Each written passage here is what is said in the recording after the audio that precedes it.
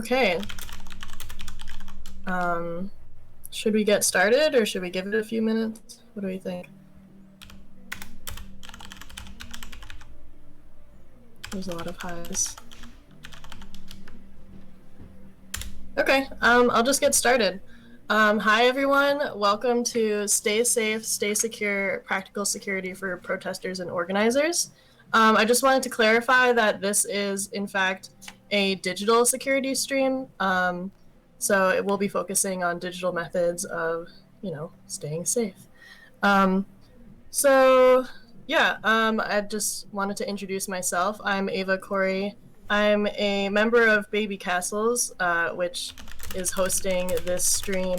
Babycastles is a video game gallery and collective dedicated to upholding the voices of diverse creators in the video game and art communities here in New York City. This is specifically part of our series Babycastles Academy, which is the education arm. And normally we do this Sunday afternoons for workshops and jam sessions. And today we have a lot of great guests. So the structure of this will be, we have 3 or 4 speakers doing 3 different segments. First we'll have Anna Valens doing some intro to digital security, then David Huerta doing intermediate, and then Matt Mitchell and Sarah Aoun on more advanced considerations.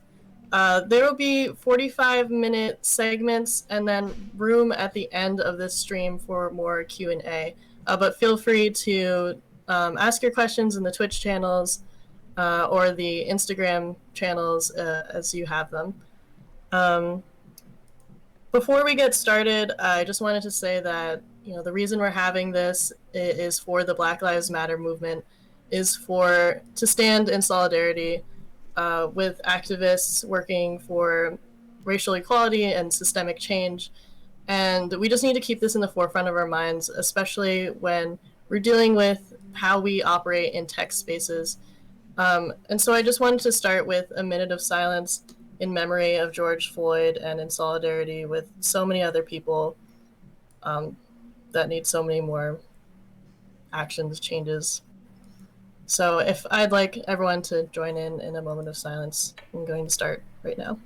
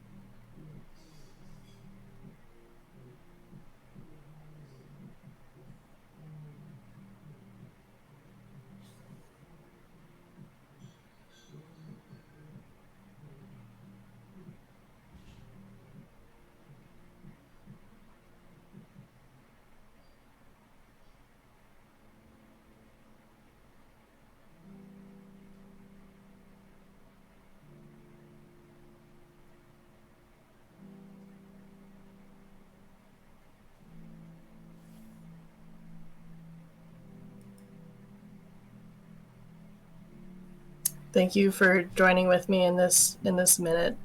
I'm going to now begin our official speakers.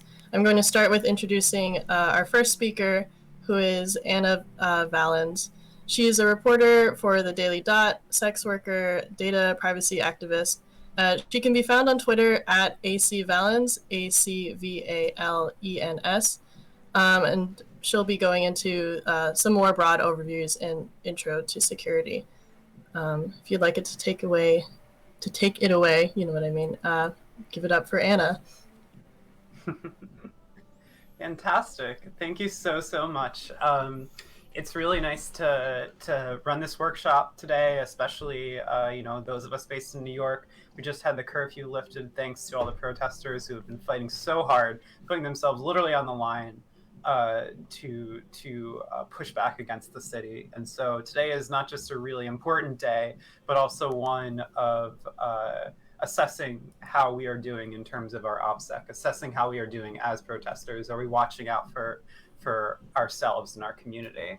And so before I get into the actual tips, I want to stress the fact, just as we started the stream, how important this is in centering Black Lives Matter. Black Lives Matter is just, in fact, Black Lives Matter, period. It's an ethos, it's a way of thinking about how we engage as journalists, as tech writers, as sex workers, as whatever field that we're in. And I'm saying this as a white person because of the fact that these past few weeks have really, really been opportunities for me to not just say it and let it go and not really work on actual activist work, but to actually put myself forward to try to do something to help the community that is on the street right now, that is fighting for the rights of Black Americans and people of color, BIPOC around the world to not be brutalized by the police. And so when we say Black Lives Matter, we also need to think of that in terms of our community, in terms of building OPSEC for the Black people in our community, the BIPOC in our community, anyone who's working together with Black Lives Matter. And so my goal here today is to show you, if you're a little unfamiliar with say, OPSEC, with things like Linux, Proton Mail, encryption, Signal, whatever, to not just show you how to get started, but also how to get your friends and family involved, whether they're incredibly tech literate and they know what you're talking about, or they have no clue whatsoever. So without further ado, let me get that started, and we'll go through things as relatively painlessly as possible for 45 minutes. So as you can see, this is that's Futaba over there from Persona 5. You know, Babycastles is a video games gallery, so I had to do a little bit of a shout out. This presentation, your 101 guide to OPSEC, or how to get your friends, family, and polycule on Signal. Don't expect to be a master hacker like Futaba by the end of this presentation, or for that matter, the end of these workshops. But, you know, you can at least feel a little bit cooler like her once you figure out, you know, how to build your OPSEC out. So without further ado, let's get into it. So first off, why care about OPSEC? Why does it matter? Well, it matters a real lot. Chances are, if you're here, you probably already know that, actually. But there's 4 big reasons that I really focused on when I was thinking about putting this presentation down. And they go from things that are the most everyday to the most difficult to think about. You know, to start, being a responsible tech user is so important. It's really important to know where your data is going, who's tracking you, who has the capabilities to track you. Being aware of the information that you're giving out, whether freely, whether knowingly or unknowingly, is really key to not just surviving in today's world, but especially if you're doing protest work that might put you at risk of law enforcement tracking you, of a government entity tracking you. So for protesters, it's so important to know what's going on with your technology when you're using it. Number 2 is tied onto that as well, right to privacy. You know, our homes have windows with curtains for a reason, is kind of an old saying in the data privacy world for the past few years. There are things we don't want other people to know, just because by humans we have a right to privacy. That's in the nature of who we are as people. The same is most certainly true as well when it comes to the technology that you use, your internet history, what you communicate with and who. You have a right to be forgotten. You have a right to not be tracked for what you want to look up, whether it's, you know, you're trying to understand how to listen to a NYPD police scanner that's on publicly available, or something as mundane as, say, where can you buy a bandana. Number 3, an uncertain future. We don't know what the future holds. Our goal in this moment is to not just fight back against racism, against police brutality, but to abolish the police and to abolish the carceral system. But we don't know what's going to happen on the road in that journey. And so we need to be prepared for the worst and hope for the best. And that goes into number 4, protecting others. It is absolutely vital. Your OPSEC is tied to whoever is your weakest link in your network, in your social world. And what I mean that by is you can have the best OPSEC in the world. You can be extremely secure. You can be doing all the right things. You can be encrypting everything. You have like 20 burner phones and they're all working. They're all not on at the same time. But if your friends are not even using Signal, then that is a problem. It's a problem no matter what. So this is also about showing not just you, but the people that you know, why they need to buff up on their security, because we don't know what's going to happen in the future. And we need to make sure that the people protesting and organizing are as safe as possible. So I've said this word a lot. What is OPSEC? So let's get on the same page. OPSEC, it's a military term in origin, and it means Operations Security. I like this quote published in CSO by Josh Frulinger.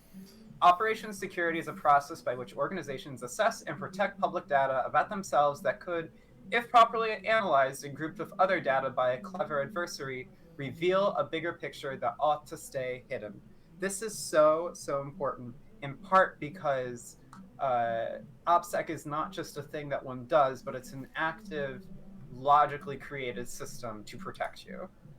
This is part of something called threat modeling. Threat modeling, sadly, I don't have the time to get into the different models or the different ways to think about who your threats are, but I want to touch on it briefly because it's so important to understanding OPSEC. Threat modeling is a way of understanding not just who your biggest adversaries are, but what kind of data and what kind of tracking or what kind of compromising tactics they can use against you. So let's say that you're a protester, you're not doing any organizing, you're just going out on the street, and you want to communicate with your loved ones so they know that you're safe. So threat modeling, who is your biggest threat?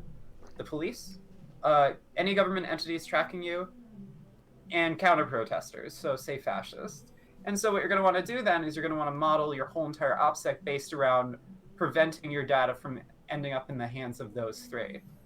And that's how you get things like encrypted messaging, burner phones, using safer, more secure operating systems, things like that. And going forward, a common theme we're going to be talking about is risks and trade-offs. You know, everyone would, in an ideal world, we would all have we would all be using Tails or Cubes OS, excuse me, and we would all be on Signal all the time. But to a certain extent, that's somewhat impossible. So we have to navigate the world in terms of meeting people where they're at and trying to get them at least a little bit more secure than the reality of where they might be right now. So a main thing we're going to talk about first is encryption, which you've probably heard a lot of by now, especially of things like the Earn It Act. But if you don't know what encryption is, it's a process that encodes a message or files that can only be read by certain people. Encryption uses an algorithm to scramble or encrypt data and then uses a key for the receiving party to unscramble or decrypt the information. There's this term called end-to-end encryption that makes sure messages are secure between the sender and receiver, and only the sender and receiver can decode them with their encryption key. This is what Signal uses. It's why you can send a Signal message and you can know that your internet service provider, such as Optimum Verizon, is not going to see your message. It's sort of like your ISP is like a postal man that likes to snoop on what you're sending to people. It knows that you're sending messages, but it doesn't. The ISP itself doesn't have the key to unlock what that message is. It just knows it's got to deliver a message. So this provides a certain level of safety and security, and we'll talk a little bit more about it, but it provides a certain level of safety and security when you use services with end-to-end encryption. And that's why people like to use Signal. And Signal communicates messages in something called ciphertext. When you decrypt something, or alternatively, when someone say, such as when a company is found to not even encrypt any of their information, that's called plain text. You can just read it. You do not need to decrypt it. It's not encrypted with an algorithm or anything. And so, for instance, if you're posting messages on Twitter, that's in plain text. These are some examples of popular encryption-based software that people commonly use. And different services. At the end of my presentation, I'll be providing a link with these slides so you can actually check out these services. So if you miss the names or they're hard to spell or pronounce, don't worry about it. You'll have it after the show. But I mentioned Signal a lot, incredibly great texting and just basic messaging service. You can do encrypted phone calls on it. You can do disappearing messages. Everything is end-to-end encrypted. It's tied to your phone numbers, which is something to be mindful of. But if you've been seeing a lot of people talk about Signal, or if you have Signal yourself and you see a lot of people that you know suddenly popping up on it, that's one of the reasons why it's considered one of the best E2E messaging services we've got around right now. In terms of other encrypted messaging, Proton Mail is extremely popular, very popular with sex workers. I use it for work myself. I'm a big Proton Mail fan. For this, I want to actually shout out to Matt Mitchell, who will be speaking later, gave me this advice. With Tutanota is a lot like Proton Mail, but it's a little bit easier to set up an account without, say, your account details such as your, say, a credit card number, so being attached to it. You can just create a free account and off you go with a password. But it's very similar in terms of an encrypted email service so that your ISP can't just pick up whatever email that you're sending and look at what you're saying. There's also Wire, which is a lot like Signal. Telegram is another popular one, although I advise caution with it because there have been some concerns about how its encryption service actually works in the past. So it's maybe good for some things, the way that Discord is for some things, but it's good to factor in how safe you'll be. And Dust is a lot like Signal, except it has 24-hour based disappearing messages. So it's fantastic. If you're concerned about a message being seen by the wrong person in 24 hours, it's going to be gone from everyone's devices by then. So it's a really, really great phone app to keep in mind. Next, I'm going to talk about something called a VPN, which you might have seen people talk about a lot on, say, Reddit, or if you're a big Linus Tech Tips fan, you might see NordVPN pop up all the time. He loves to work that subscription. A VPN is a virtual private network, which is an encrypted tunnel connecting the user to a private connection over the internet. How to Geek explains it as your computer contacts the website through the encrypted VPN connection. The VPN forwards the request for you and forwards the response from the website back through the secure connection. One thing I like a lot about VPNs is that it's sort of like going underwater or through a tunnel. Your ISP can see that you're using a VPN. So, for instance, Optimum will know that you're using a VPN, but the data that you're sending through that VPN is encrypted. So it's not necessarily going to see what you're doing. It's just going to see that you're doing something with the VPN. And so it's really useful for that reason, because if you're concerned about your privacy, or if you think someone might necessarily log what sites you're going on, say through Optimum, through Verizon, a VPN will give you some protection. The trade-off with a VPN is usually, not always, but usually it's a little slower. It depends on what you're using. And another major issue is that the safety of what you're doing is ultimately in the hands of whoever you trust with your VPN. There are so many VPN services out there. It can be a little bit confusing, honestly. I know when I was getting my VPN stuff together recently and I was buffing up my OPSEC, I was a little overwhelmed myself. My advice definitely is to do your research, look into different VPN services. There's a lot of really good ones that pop up regularly as top recs, which here's a few. Molvad is one that gets wrecked almost everywhere. It's a very, very good VPN. I highly recommend it. TunnelBear also similarly is very popular. Both are paid. There are free VPNs, but you do need to be cautious with that. RiseUp VPN is one of the few free VPNs out there that is really, really great and easy to use. It's as simple as just downloading it. RiseUp, if you're unfamiliar, is an activist organization, or activist network, I should say, that's very, very honed in onto OPSEC and onto activist work in internet privacy and security. And their VPN I was using on Linux for a bit myself. It was a very good experience. Proton VPN is actually what I use, and I like Proton VPN a lot. There is some conflicting beliefs about whether it's a good VPN to use or not. There's some, and that's kind of true of all of these VPNs. But it has a lot of cool features that I'll get into in the next section that are worth keeping in mind. And then here's some other examples too. Encrypt.me is very popular. Private internet access is popular for some people. NordVPN kind of has more of a marketing budget than necessarily people enjoying it. There have been some criticisms of it. If I recall correctly, there are some issues with how it engages with law enforcement. I forget exactly though, so don't quote me on that. Bottom line, though, is to definitely do your research before using any of these VPNs. See what people are saying, see what's being written about them. It's so important. Next up, you might have heard of this before. If you have, then I'm going to demystify some of the fear around what Tor is. So Tor is an online network that masks your data and prevents ISPs or third parties from tracking your internet history. They will only see that Tor is being used. This I pulled straight from the Tor browser manual, which I'll talk about in a second. So Tor works by sending your traffic through 3 random servers, also known as relays, in the Tor network.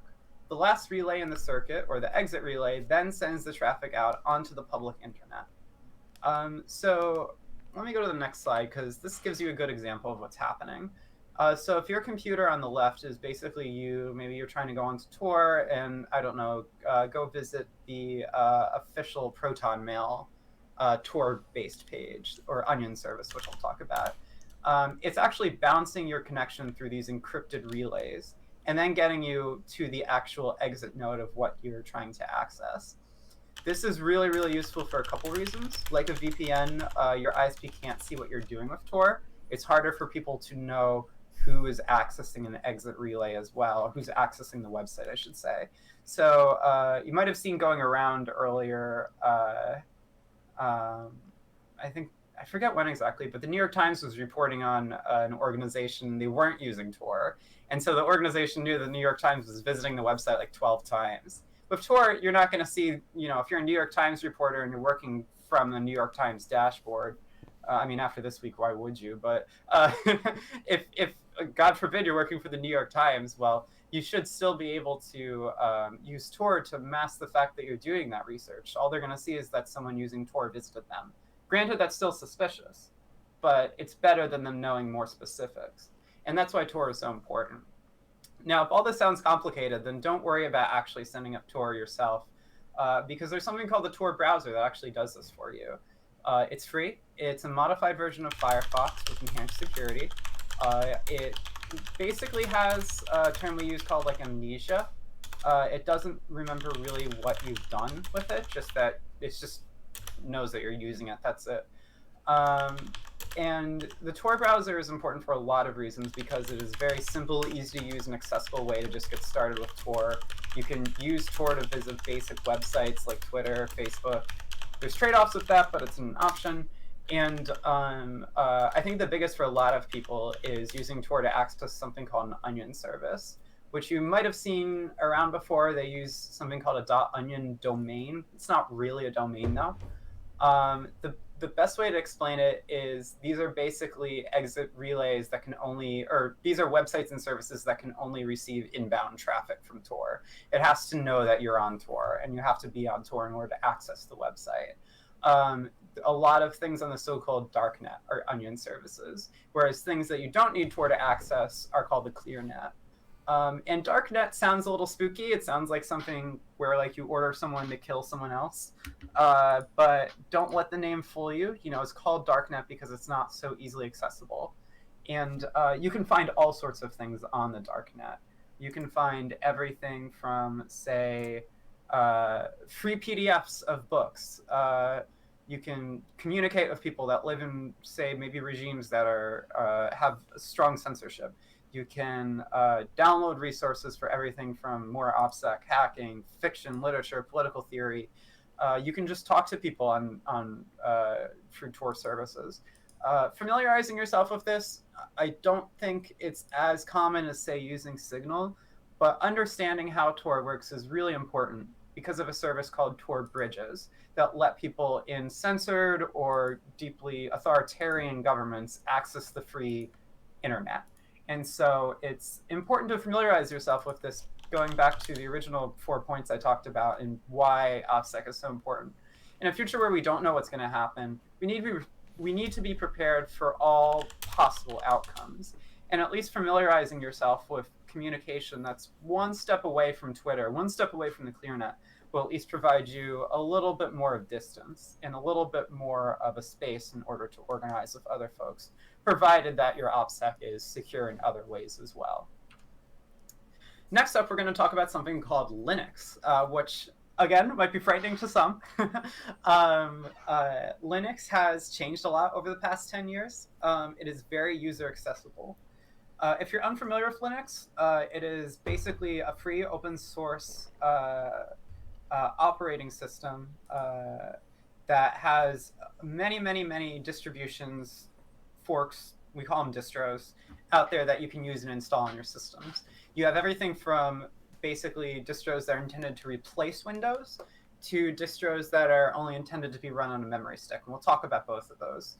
One of the reasons why it's so important to talk about Linux and to talk about switching over is because chances are you're either using Mac OS or Microsoft Windows right now. Actually, for this, I'm using Windows myself. My one of my Linux distros is the fastest for this. I had some issues this morning, but you want to be careful if using these OSs. A big issue with Windows is just the sheer amount of data tracking that Microsoft does. You can turn off some of this data tracking, but it's unclear how much that actually stops Microsoft from collecting data on you. So examples of this include your location, your voice, your diagnostics info, advertising information for Amazon. These are all things Microsoft can collect, and if you turn them off, you're basically hoping that Microsoft is being honest with you when they say they won't collect it. So you're putting yourself at risk because you don't necessarily know what's happening to your data. And not to mention, Microsoft, there was an issue at the end of last year of GitHub working with ICE and Microsoft directing that. This is a company that's more than happy to work with a service that is basically, it's a fascist anti-migrant service. It's a fascist anti-migrant force. So that in and of itself should raise many red flags if you're doing protesting work. If they're willing to cooperate with ICE, what else are they willing to cooperate about? How much don't we know about Microsoft? So being aware of that and distancing yourself from communicating secure and extremely sensitive information on Windows is super important. And for the record, this is a problem with Mac too, on a slightly, maybe lesser note, but still equally troubling. Apple collects a lot of data on you. It collects data on what purchases you make with Apple ID, what you're doing, what you own. Apple does give a lot of opportunities to control your data on your iPhone, but do you really want to trust a corporation that large with your data? When it comes to this, and when it comes to the possibility of coordinating with law enforcement, coordinating with people who will hurt protesters marching out there or hurting people organizing behind the scenes, you do not want that risk to be on your plate. It is a huge vulnerability. And so you really should consider, at the very least, having some sort of machine that's Linux-based. And so let's talk about that. With Linux, it's security and privacy-oriented for the most part. That's really important to stress. It does give you a lot of control over your data. It gives you a lot of room to use these free open source services that are not based in data tracking or are going to give you a lot of room to control how your data is used. And most importantly, I think for a lot of people who might hear the word Linux and think of like the Futaba in the first slide accessing all these terminals, Linux is actually a lot less complicated in 2020 than it was maybe, say, 10 years ago. A huge situation to think about is not just that it's user-friendly, but ways in which you can get started using Linux in your daily life. And the nice thing about that in 2020 is that it's actually very easy to create a Linux OS installation. There are certain OSs that are extremely popular, things like Ubuntu, Linux Mint, that are as simple as downloading the ISO and burning it onto a flash drive, restarting Windows, booting into the flash drive, and installing it onto your desktop. And thereby either putting a section, like a partition of, or outright erasing the Windows data that you have. And so it's very easy to get started with. It's very easy to dip your toe into that. It's ones like Linux Mint are very, very Windows friendly. But the one trade-off to keep in mind is that Linux is more privacy friendly than Windows, but that doesn't necessarily mean all distros are equally privacy friendly. Ubuntu has had some issues in the past with this because it's predominantly funded by a corporation. It generally speaking doesn't have the same level of protections that other distros have for third-party software and drivers being added onto it. You might have also seen other controversies, such as there's LibreOffice, which is a fork of OpenOffice, which is a Microsoft Word and Microsoft Office alternative. But for a time, Manjaro, which is a popular Linux distro that's based on Arch, for a time, they switched from LibreOffice to OpenOffice, which is now owned by Sun Systems. And so there was this controversy that ended up with the installer from Manjaro basically giving you the choice between LibreOffice or OpenOffice. But the TLDR of that is just because you're using Linux doesn't mean that you can absolutely lose it and just leave all your private information out somewhere. You also need to factor in what vulnerabilities your OS has. So I myself love using Linux Mint. It's what I do for work a lot. I do that understanding that that's not enough, that I need to make sure I am aware of what I'm installing on my system. For those of you that are especially concerned about what you're exposing your data to, some distributions I really recommend are also PureOS and Debian. Debian is is really well known as being completely open source based, being very secure, privacy oriented compared to Ubuntu. PureOS is somewhat similar. It's just very much based on giving you a Linux operating system and do your thing. And Mint is a lot more Windows friendly. I think it's very good for beginners, but I think it should come with the caveat that if you're doing some real serious protest and organizing work, stuff that could really land you in trouble, to just be careful about using it. And so if all this sounds great, but you're like, I still don't feel comfortable with using a Linux OS, I feel like I need something more. Well, there is something more. This is one of the most popular ways for people to engage with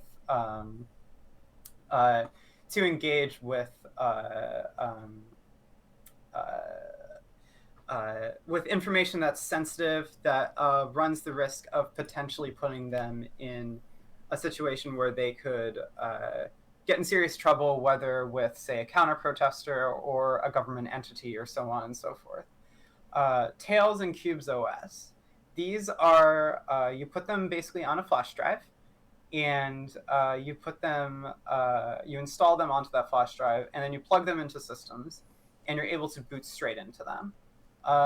They're intended ideally to circumvent surveillance and minimize internet tracking risk. Tails, in particular, is really well known as one solution. Cubes OS has kind of become the superior of the two, but they're both really popular. Tails routes all your internet through Tor, and it doesn't remember anything you do, from files to websites to what you access, nothing. Basically, what happens is you plug it in. When you're done with it, you're done, and you just you close out of Tails, and everything that you're doing is wiped. It also comes with secure tools for using Tails. Again, like LibreOffice, for example, is on there, a password manager system, a lot of other things.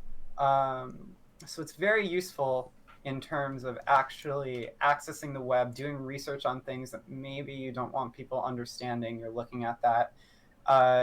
You can be still tracked in the sense of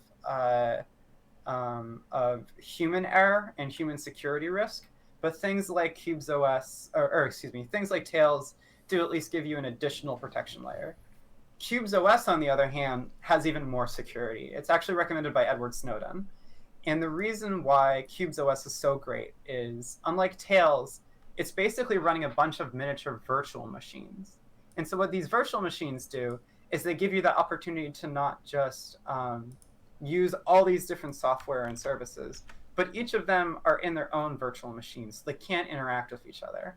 So if a malicious entity is trying to exploit, say, a bug in Windows or a bug in a browser, maybe Chrome or Firefox, you have an old version of Firefox that you're running. Well, instead of being able to exploit that bug to the fullest extent for your whole entire system, it's only going to be able to exploit what's happening within that specific browser. So if you end up in a situation where a browser bug exploit is being exploited on Windows, that would mean your whole system might be compromised by that exploit. On CubesOS, it's just what's ever happening in the virtual machine. It's like putting two computers next to each other, except it's all happening in one machine. It's fantastic. If you really need to be secure, if you're doing a lot of really heavy work that you're afraid could get you in serious trouble, try CubesOS. It's as easy as putting it on a memory stick and running it. It's got a little bit more of a learning curve than Tails, which is very plug and play in my experience. Still a very, very good service to familiarize yourself with. And even just learning how to use Linux will make it easier to learn how to use these too. All right, so we've talked about a lot over the past few minutes. And so the next question I have, or the next question you probably have is, all this info is really great. It's a lot, but it's a ton. How do I talk to other people about it? And so there's a couple things that you can do right away in order to make sure the people in your life that need help accessing this encryption service have it. So first off, one of the most important things I think you should do is just talk to other people that you trust and know and you're going to be discussing these the protests with, or any behind the scenes organizing, any activism, even just anything sensitive. You should let them know what the risks are and teach them about it. And before you even do that, you should sit down and think about what your threat model is. Are you afraid of being tracked by law enforcement? Is your biggest concern fascists doxing you? These are all things to think about, and then think about it as you talk to other people. I find, personally speaking, in my life, there's a lot of people that are close to me that are just not tech literate. And so it can be kind of hard to share this kind of information with them, because it's like you'll be wanting to talk about like booting into Linux, and they're kind of like, what's boot mean and what does a Linux? And it's like, okay, well, let's back up a little bit. Do you know what an operating system is? And they're like, no. And then you have to explain that. So this stuff can be really complicated for people that are honestly sometimes the most vulnerable, because they're that weakest link, because they don't have OPSEC knowledge or literacy. So I find one way to really help a lot is to be there with them, help them get set up, but also use analogies and metaphors. You might have remembered when I was talking about encryption, I used this metaphor of mail being snooped on and unlocking mail, and who gets to do that and who doesn't. I feel like that is a really good way to get to people that are not as tech literate how encrypted communication works, because they don't need to really know about the algorithm stuff. All they need to know is that you want, say, your parents on Signal, you want your girlfriend, your loved ones on Signal, because it's going to make sure everyone is safe. That, combined with a metaphor, is sometimes enough to get people on board. Another thing too, especially if things like Linux or Tails, is offer. Be there and help them with it. Don't necessarily sit around and do everything for them, but teach them how this stuff works, even just, again, in metaphors. Being there and showing them the benefits of this, and also kind of how cool some of this stuff is, goes a long way. Remember the first time I used Linux Mint, it was actually my best friend, my ex, was showing me a little bit around Linux, and so I was kind of playing around with it and stuff like that. And I remember it just this feeling of like, this is really cool, and Windows is not enough for me anymore. And there's a certain level of joy in the same kind of way of getting a new computer with this stuff too. So tap into that, embrace it. Do be realistic though. You want to keep in mind that, ultimately you're not going to be able to necessarily get everyone to that ideal point I mentioned earlier. You're not going to be able to get everyone on Signal, but maybe you can at least make sure they don't post photos of you at protests. Make sure maybe at least they're a little smarter about what they say online. It's still a weak link. It's still something to factor in, and you're going to have to consider how much information you give to that person. But if they're at least able to take some of those steps, that's a small win. And so it's important to keep in mind be realistic, but make sure not to just think of it in terms of the biggest and largest steps that you can take. Sometimes the smallest lead to those. Another thing too that I highly encourage, especially the white tech folks that I know, folks with a lot of money or experience or both, get involved in helping other people that want the help with OPSEC. I love Proton VPN. I pay for it. I also love pCloud. I pay for that too. One thing I really, really want to encourage others to do, and I'm starting to work on myself, is finding ways to make sure if someone who's a protester, if they're Black, if they're a person of color, anyone that fits into the BIPOC umbrella, if they're trying to get a more secure internet connections, more secure communication, give them the funding they need to just get started with that. Proton VPN for the Plus plan, which gives you a Tor VPN access, that's $10 a month. That's, for a lot of people, that's nothing. For others, it's huge. So if you're in a position where $10 is something that, yeah, it makes sense to give, or maybe $10 feels big, but you know it's helping somebody, then do that. Give your money. Just give your aid. Just be there as part of the community. And so just a few last tips before we close off this part of the presentation. We're almost at time. Always assess your OPSEC, improve it, find ways to, and figure out what the strengths and weaknesses are. Build the best security for you that might not be using Cubes OS and Tails. It might. Build the one for you, not for someone else. Think beyond digital. You're taking physical notes. There's photos lying around that are physically taken. What are you going to do to protect yourself of those? OPSEC doesn't just start and end when you're on a desktop computer. Remember to stay informed. Be prepared. You're going to make mistakes. You're going to realize your OPSEC is not as good as it should. The goal is to keep continuing on making it better and better. Everyone makes mistakes. The biggest of all, a lot is going on right now in the world. Take a deep breath. Relax. It's tough. But one step at a time, this stuff, it gets easier and easier to understand. So don't be too hard on yourself if you're realizing there's a lot of vulnerabilities in your system right now. Make sure to work on it, but understand at the end of the day, all these things are achievable as long as you're in the state to start achieving them. So don't be too hard on yourself, and take a moment for yourself if you need one. So in conclusion, that's my 101 guide to all things OPSEC related. It is not necessarily the easiest stuff in the world for people to figure out in a lot of different ways, just because it can be so complicated. But when you break it down into pieces and you start thinking about what OPSEC is for you, it becomes more and more approachable. And so thanks again for sticking around and listening to my chat. And I love to answer any questions that come up. All right, thank you so much, Anna. Again, you can find her on Twitter at ACVALENS. Something I just wanted to say that I forgot to say in the beginning, I just wanted to list the other organizations that have helped with this stream in conjunction with Babycastles. We have had folks from Bluestockings, CryptoHarlem, and Freedom of the Press Foundation, so thank you to everyone there. And then once again, I wanted to repeat that feel free to drop questions in our chats either on Instagram or Twitch, and we'll be collecting them, and we'll have time at the end of this stream to answer them if they have not already been answered in the chat. Next up, we have David Huerta, who is a digital security trainer at Freedom of the Press Foundation. He's going to be giving an intermediate level overview of smartphone security and VPNs. Walking through some decisions you can make and other things to think about when you're making these sorts of OPSEC decisions. So give it up for David. Thank you. Hey, everyone.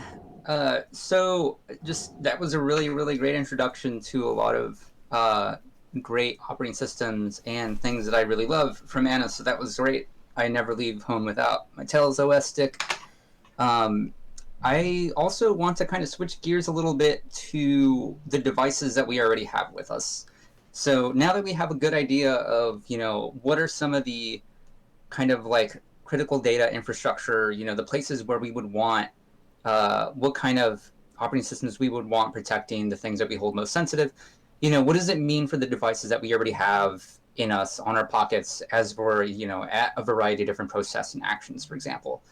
There's been a lot of discussion around Signal, and I think that's great. I do think that there are recurring questions about Signal that I, noticed in the chat, so I want to address those.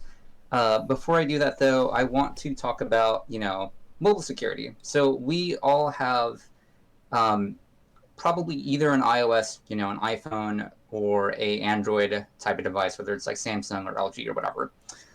There are a lot of things you can do to lock that down for a few different situations, and I want to emphasize, that different devices map out to different situations.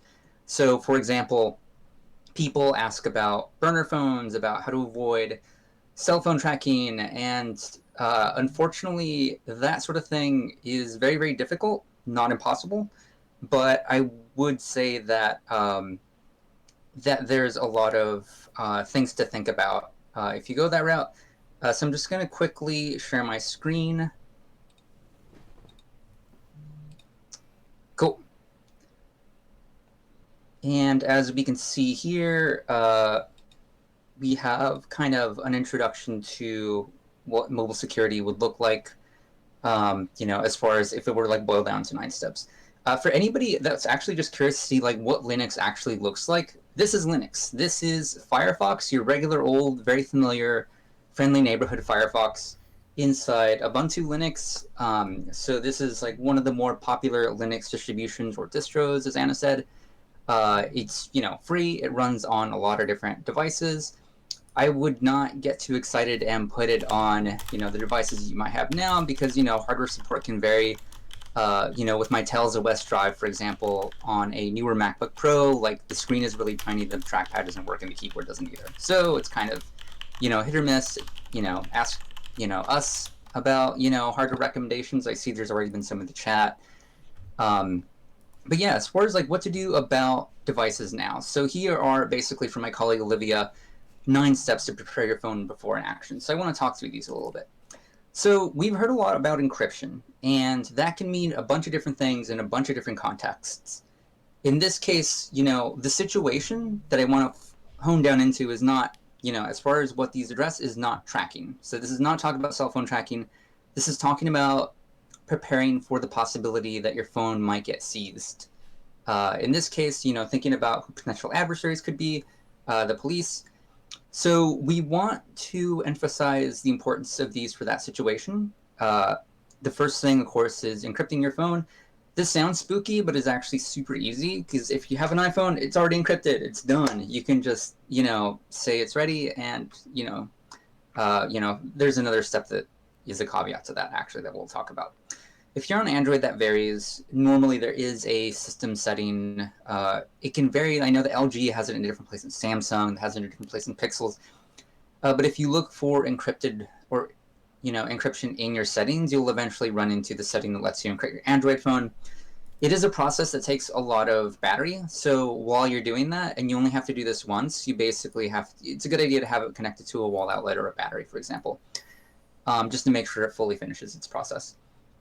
So the reason for that is we have devices that are used by law enforcement called, made by companies like GrayKey, made by companies like Celebrite, and it's a very cat and mouse game in terms of like what can be done by the police to unlock your phone and get into what is essentially the closest thing to a copy of your consciousness. So there's a lot of writing about this and a little bit about how that works, which you can kind of look into. There's a lot of kind of myths and hearsay in terms of at least a lot of disagreement on what makes a strong passcode for something like this. We generally recommend an alphanumeric passphrase, which is not an obvious feature that is in iOS or Android, but if you go into your settings and look around for your passcode settings, you can actually switch it to something like that instead of just a numerical code. If you use a numerical code, basically the longer the better.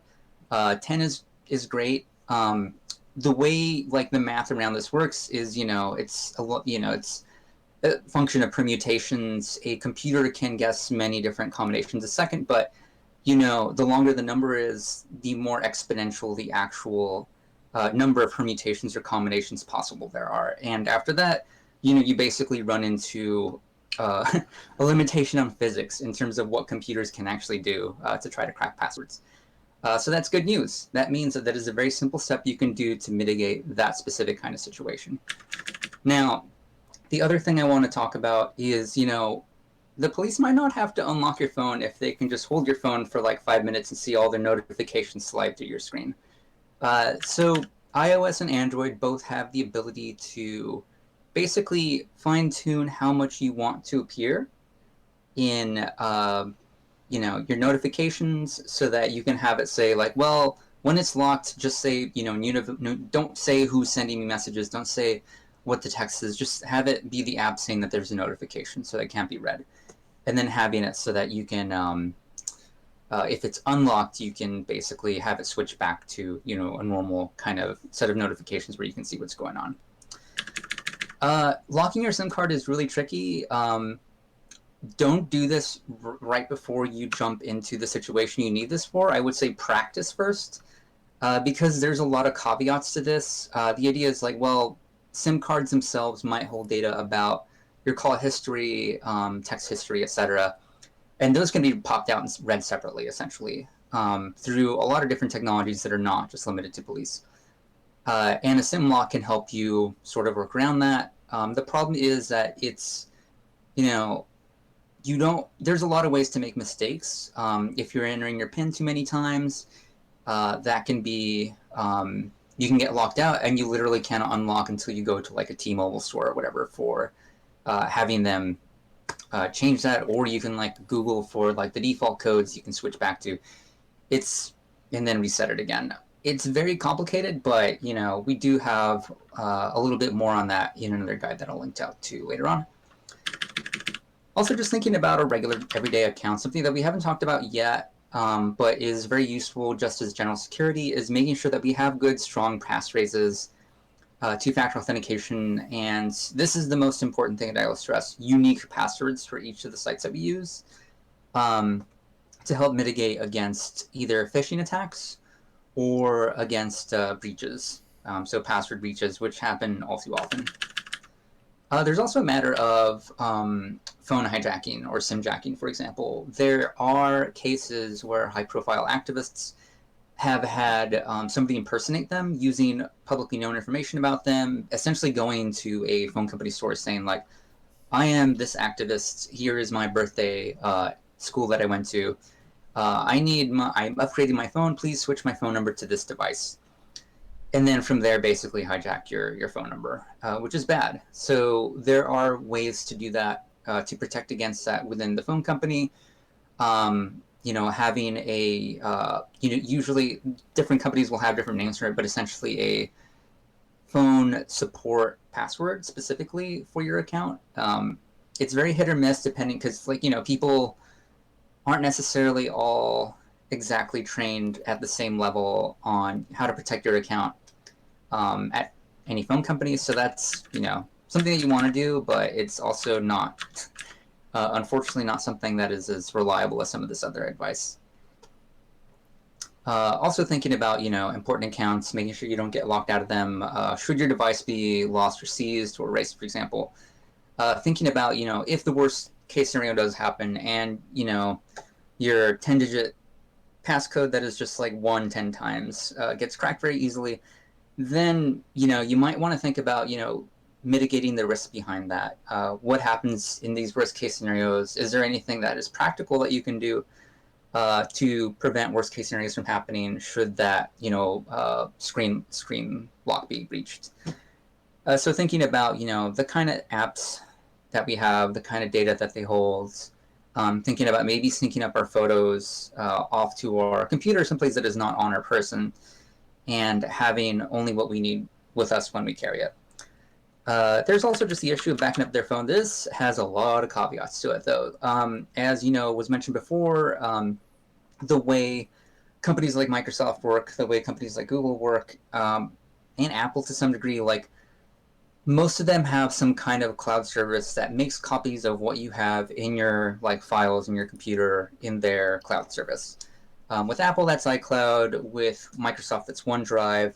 With Google, that's just kind of Google Drive and Google Docs and all that. And a lot of these things tend to be saved in multiple places. So even if your phone is encrypted, the place that it might be saved to won't be. And then you have to basically cross your fingers and hope that the lawyers at Microsoft or Apple or Google will protect your data that lives in their infrastructure. One thing that is, good news is that at least on the iPhone side, you actually don't need to use iCloud for things. I have an iPhone. I basically don't have iCloud. And the way I do backups is you basically go in, plug in your phone to your computer, and there's like a thing in Finder now in Catalina that lets you essentially create a copy of a backup that only lives on that one device. Assuming you don't have iCloud backups on your computer itself, for example. So that is, 9 steps to think about, and it does give you more options in terms of like backing up your phone means that, if you suspect that things might eventually become heated, if you feel like this isn't a good appropriate time to maybe wipe out your phone again before becoming arrested, because there's legal implications on obstruction of justice, other things to think about. I'm not a lawyer. I'm not anybody's lawyer. But this is just what I've been told by lawyers about this. So that's just the last thing to think about there. Speaking of the law, we also have this advice made relevant in terms of a long passphrase instead of a phone unlock, a face ID unlock, because of some Fifth Amendment protections around that. There are some jurisdictions, some cities that I believe either are or have passed legislation protecting biometrics, things like Touch ID, things like face lock, but not here.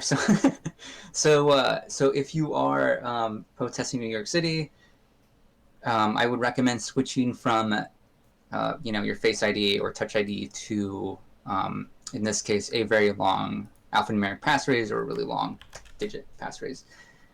So that's kind of the first thing that I want to talk about in terms of like the devices that we already have in terms of our smartphones.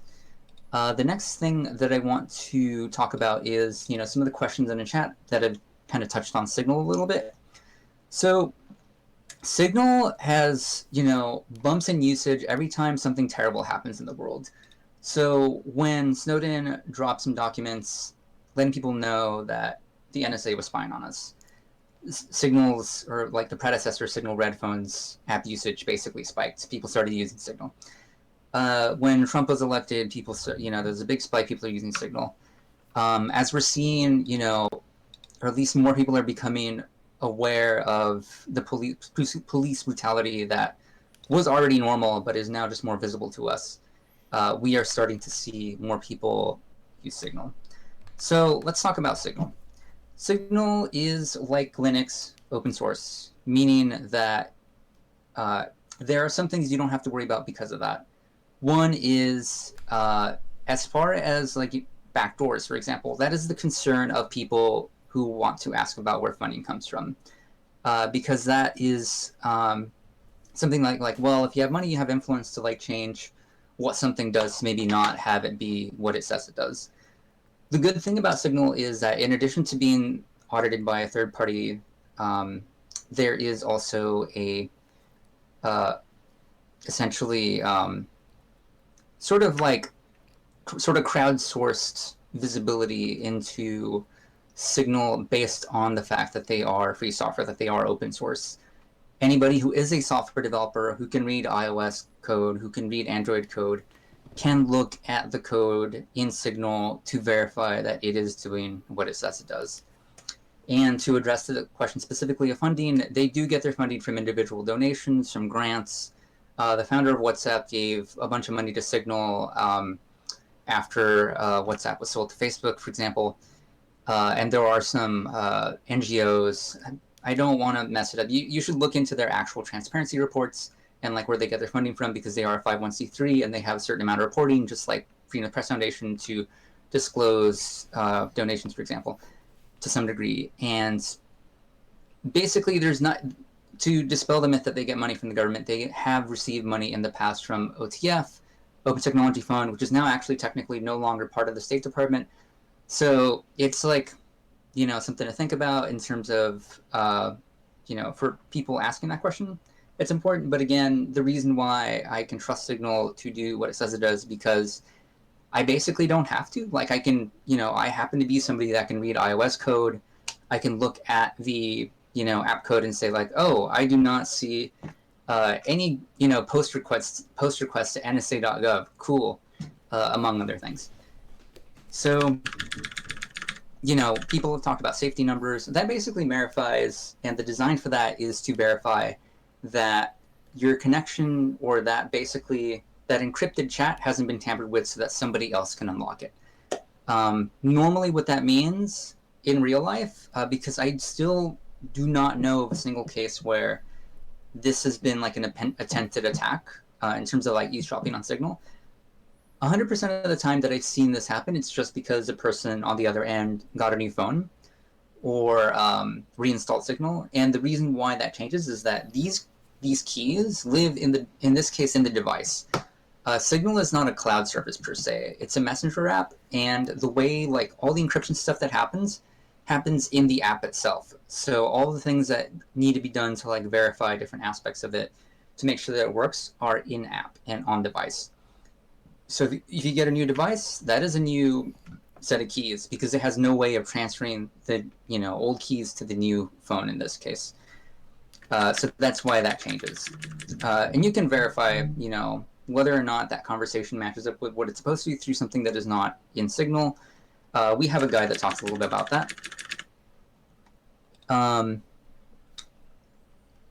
There's also the idea of a registration lock, going back to, what happens because Signal is currently tied to your phone number. What happens if somebody hijacks your phone number?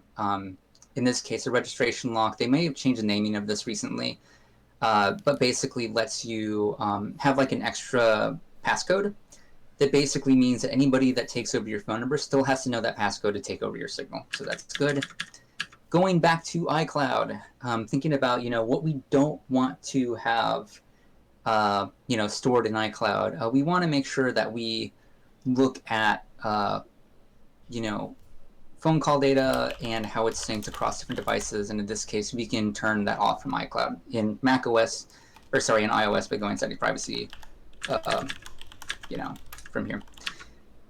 Disappearing messages is something that I don't think a lot of people really talk about, that I wish more people would. I do want to say that this is one of the most useful things ever, and this lets you essentially have it so that one person in the conversation can decide how long they want their chats to stick around.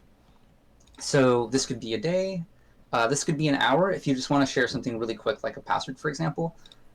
This could be a week if you're doing a lot of like, long-term organizing, for example. And then there's also things like screen unlock that are available. Disk encryption, of course, we've already talked about. There's also this thing called screen security, which I think is like on by default, which makes it so that if somebody does like just take your phone while it's unlocked, or somebody basically looking over your shoulder can't see what is on Signal if you're just kind of swiping through different apps, for example. So not like a huge, massive, cool, deal breaker protection, but it's like a nice to have. And then we talked about notifications. One thing that I do want to strongly emphasize Sarah has pointed out OTF was never part of the State Department. It's really, really hard for me to keep track of these things because it is like this like big org chart. It's like there's Broadcasting Board of Governors, there's Open OTI, there's like this alphabet soup of how things get funded. So yes, thank you for fact checking me. OTF was never part of the State Department, so cool. Updates, defending against malware. Yeah, thinking about making sure that we run updates, because in this case, like most of the kind of ways that many tools to get into phones work is by exploiting some kind of vulnerability that exists in those phones. When, most software, basically most devices nowadays ship essentially broken. And what that means is that like things are fixed after they ship. The mechanism for which fixes are sent to your phone is through those updates. So if there is a security issue and that is known and there is a fix for it, it is fixed through the security update. So you want to make sure those are as up to date as possible. Same thing with your web browsers, same thing with your Mac OS, your Windows devices, anything that can do updates, basically, you want to keep up to date. And then I go in thinking about, a little bit on Signal and how it works, how it doesn't work. This is a really good post on Moxie that basically boils down to why, despite the fact there are a lot of end-encrypted applications out there, Signal is the one that I think is the most, I guess I would say, battle tested. So this was a blog post that there's like a longer kind of like blog post about this that you can read about later if you want, but essentially it boils down to Signal being served a grand jury subpoena. And they fought it anyway, but in terms of like the data that they actually kept, when they were ordered by a judge to disclose everything they had owned by a phone number, in this case, attachment A is all they had. And this is like massively worlds different than what you would expect from other technology companies. For example, if you've seen articles about, you know, people that have done GDPR data requests on their Facebook account, for example, where they come back with a literal, like, you know, half-meter high, like, pile of papers. Knowing that Signal is actually truly keeping the minimal amount of data as possible, in this case, the time of the account creation, is very reassuring, and in this case has been proven in court, apparently. So that's pretty great. Okay, so I'm just going to very quickly, and feel free if anybody else on the video call needs me to stop due to time, feel free to shout out, and I'll go ahead and do that.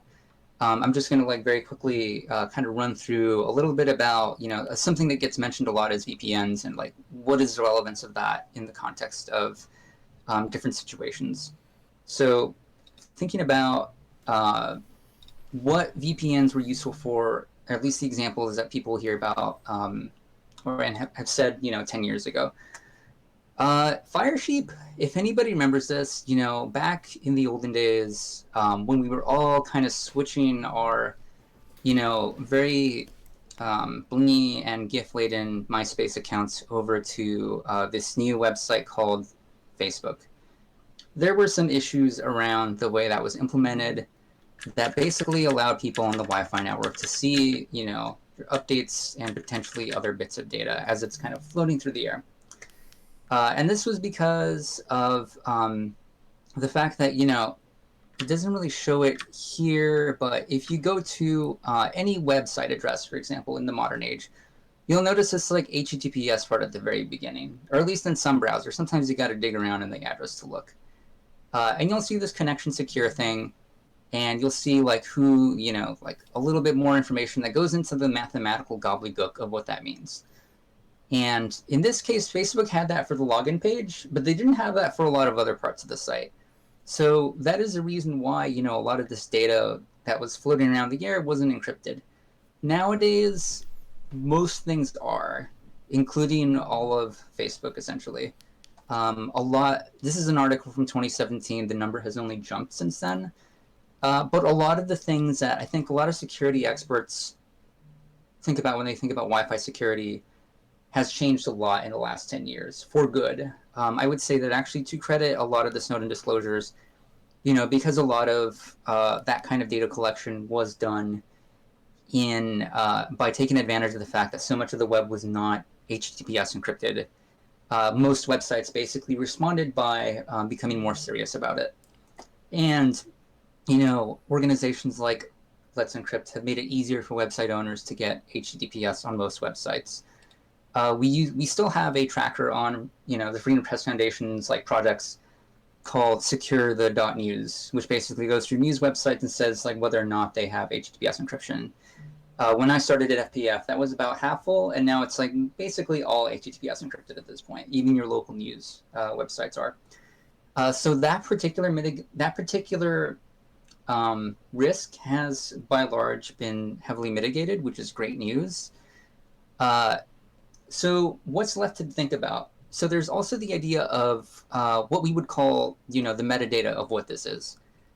This website is encrypted. So, you know, somebody on the wire, so to speak, whether it's my internet service provider or, you know, some other third party that has access to what my internet service provider can or can't see, they cannot see what page I am on wire.com, in theory. They can see that I am going to wire.com. And the same thing to think about as we're at different actions. But yeah, go ahead. Sorry. Did somebody in the video chat have something to say? I think you're good. We're just Okay. jumping. Cool. Yeah, no worries. So in this case, we have, what's left, which is basically the knowledge that this is this particular website going through.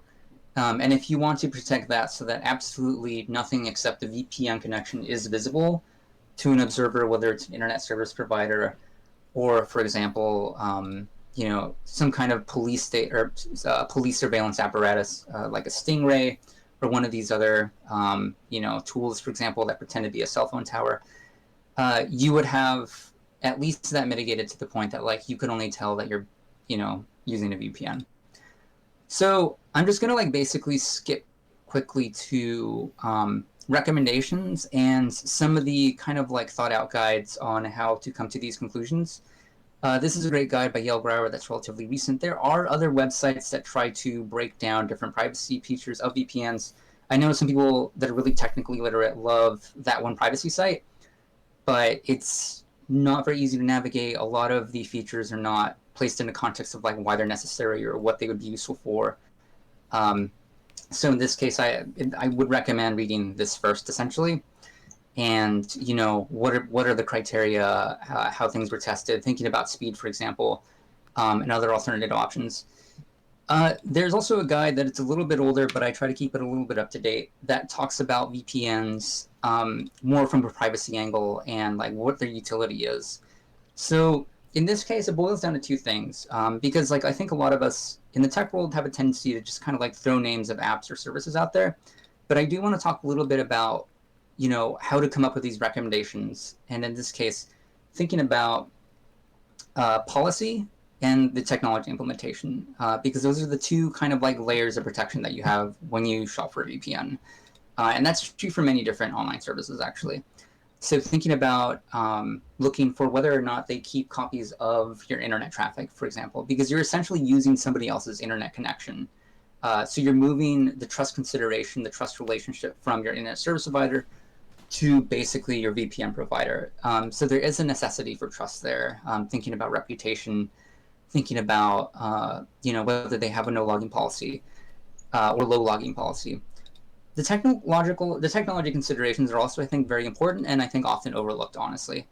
For example, there are issues where, there is a quote that, yes, came from, did not come from Tolstoy, came from the Fast and Furious 7th movie, I think, where it's like, if you want to look at the future, you just got to glimpse the past.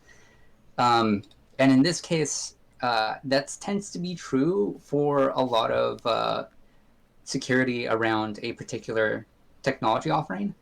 So Nord, for example, had this breach that was pretty bad that happened in 2019.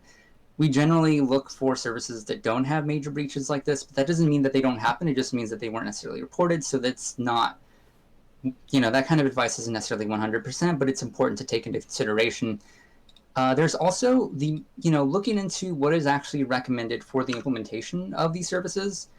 RiseUp's VPN, for example, was mentioned. They may have changed this by now, but I know that 2 years ago, they were using a particular kind of encryption algorithm that has been known to have issues. What are an example of some of those issues? Well, that is actually one of the issues that was discovered with Zoom, which is in this case, these particular, I think EBS, I forget what the actual like cipher key is called.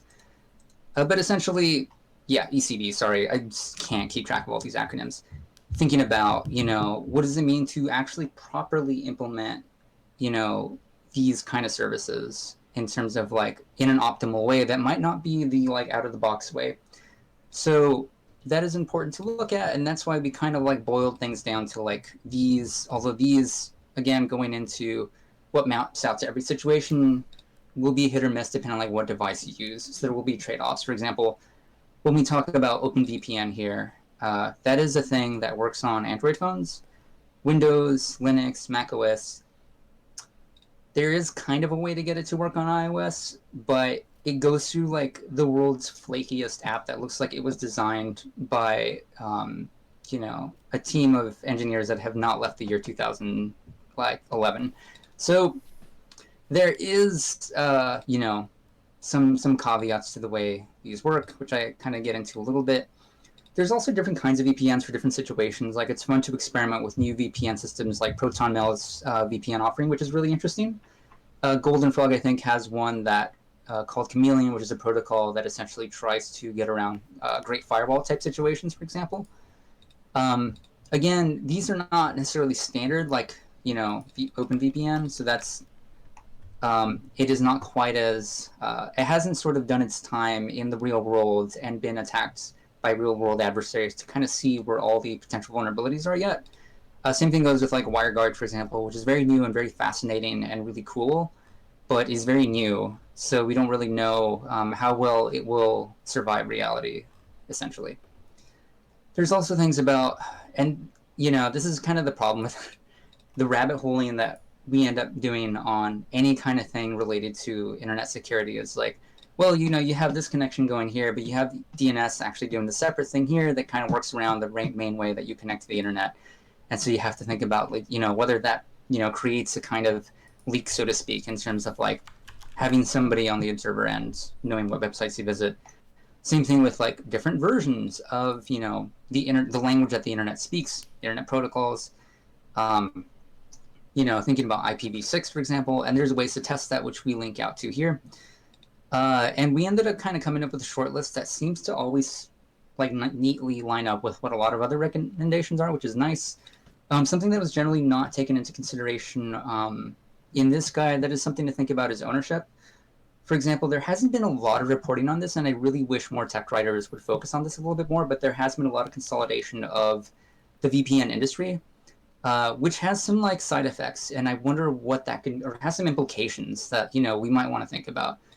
For example, the owner of CyberGhost bought PIA, private internet access, for, a certain amount. And the history behind the people that made CyberGhost is a little shady. So it's one of those things that, you want to do your own research on like who owns a VPN, because like, having transparency is kind of a key ingredient to maintaining trust. And because with VPNs, you need to trust that your VPN is trustworthy, well, you got to know who owns them. So anywho, that's what I have for VPNs and mobile security.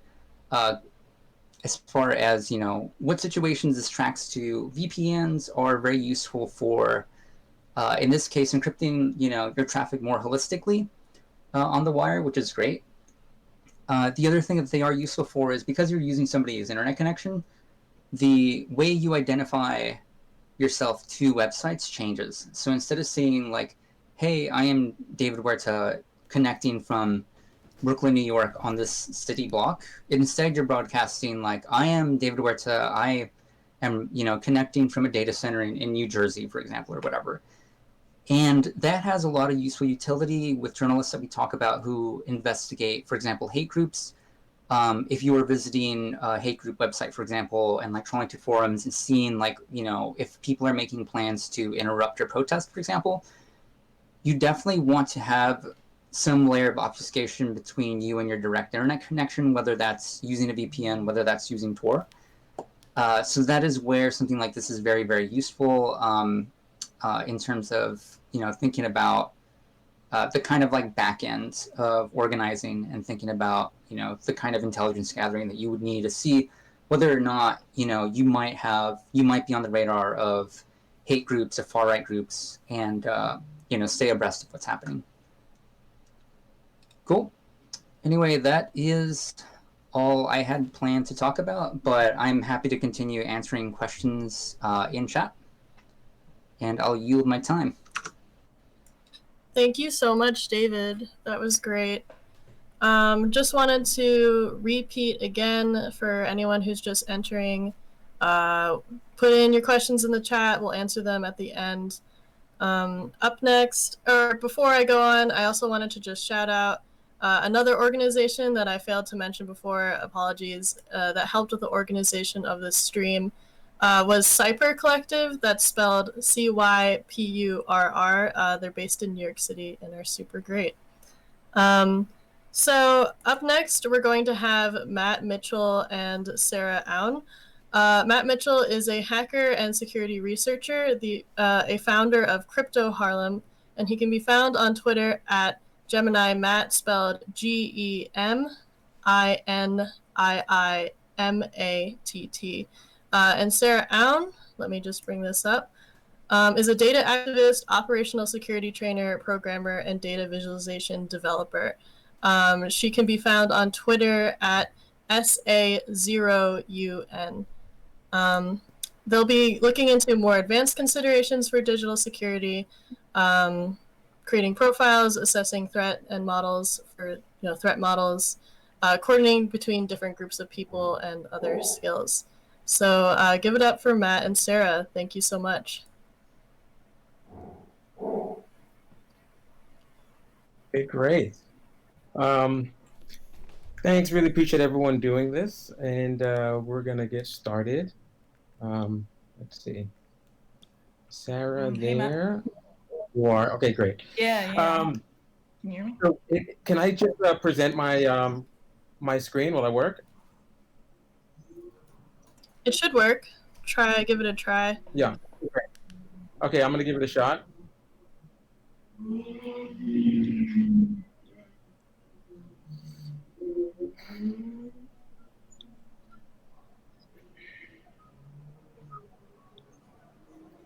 Okay, application window.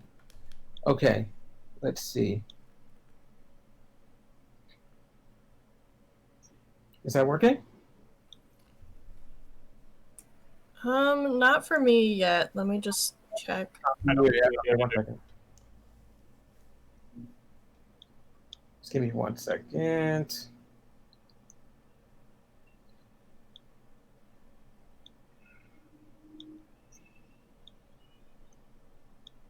All right, sorry, just give me one moment. Sarah, why don't you introduce your piece, and I'll just go in and double check my my settings.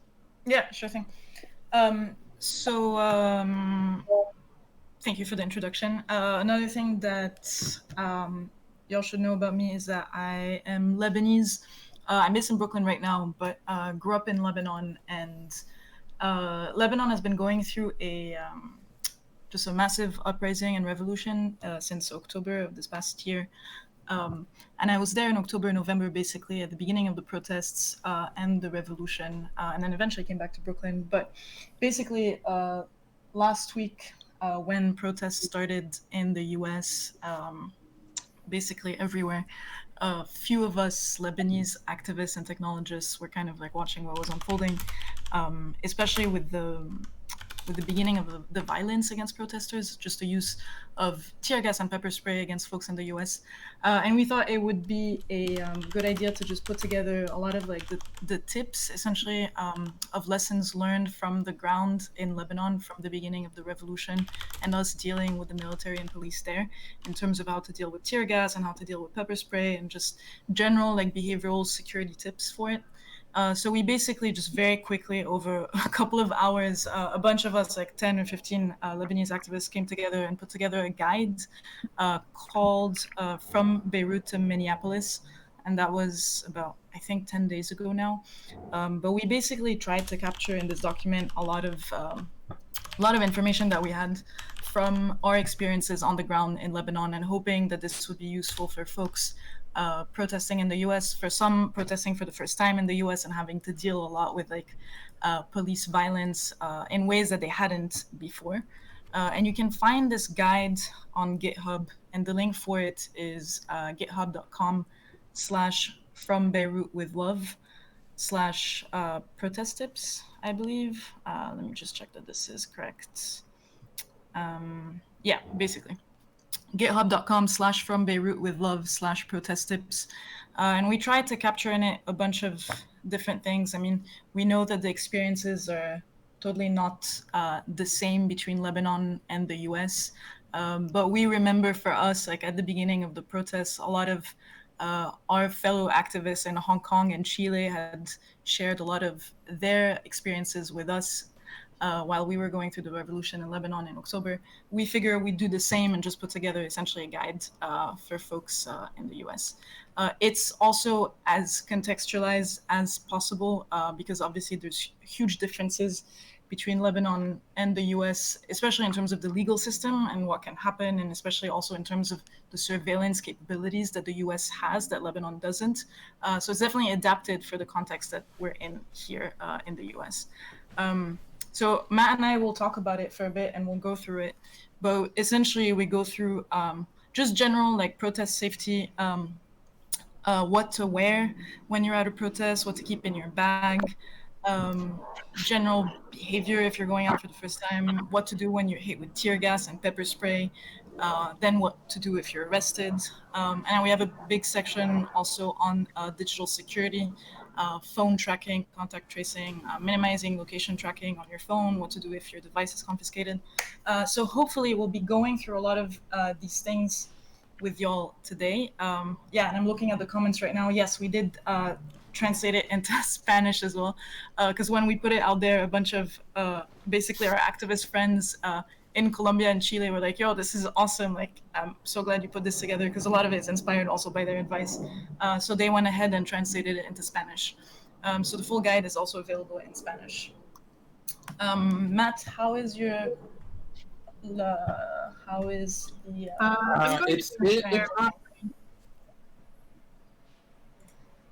Okay, great. So you're going to share it? Yeah, I'm just letting it load. Because I can keep talking about it, but I'm sure it'll be helpful for people to be able to look at it at the same time. Let's see.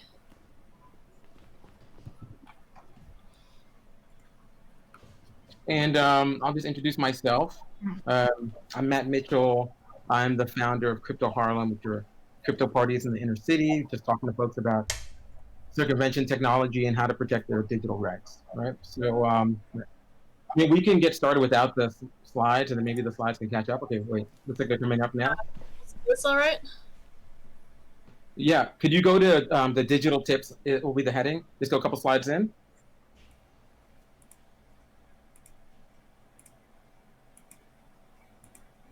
After the beds, after behavior. Behavior's so important.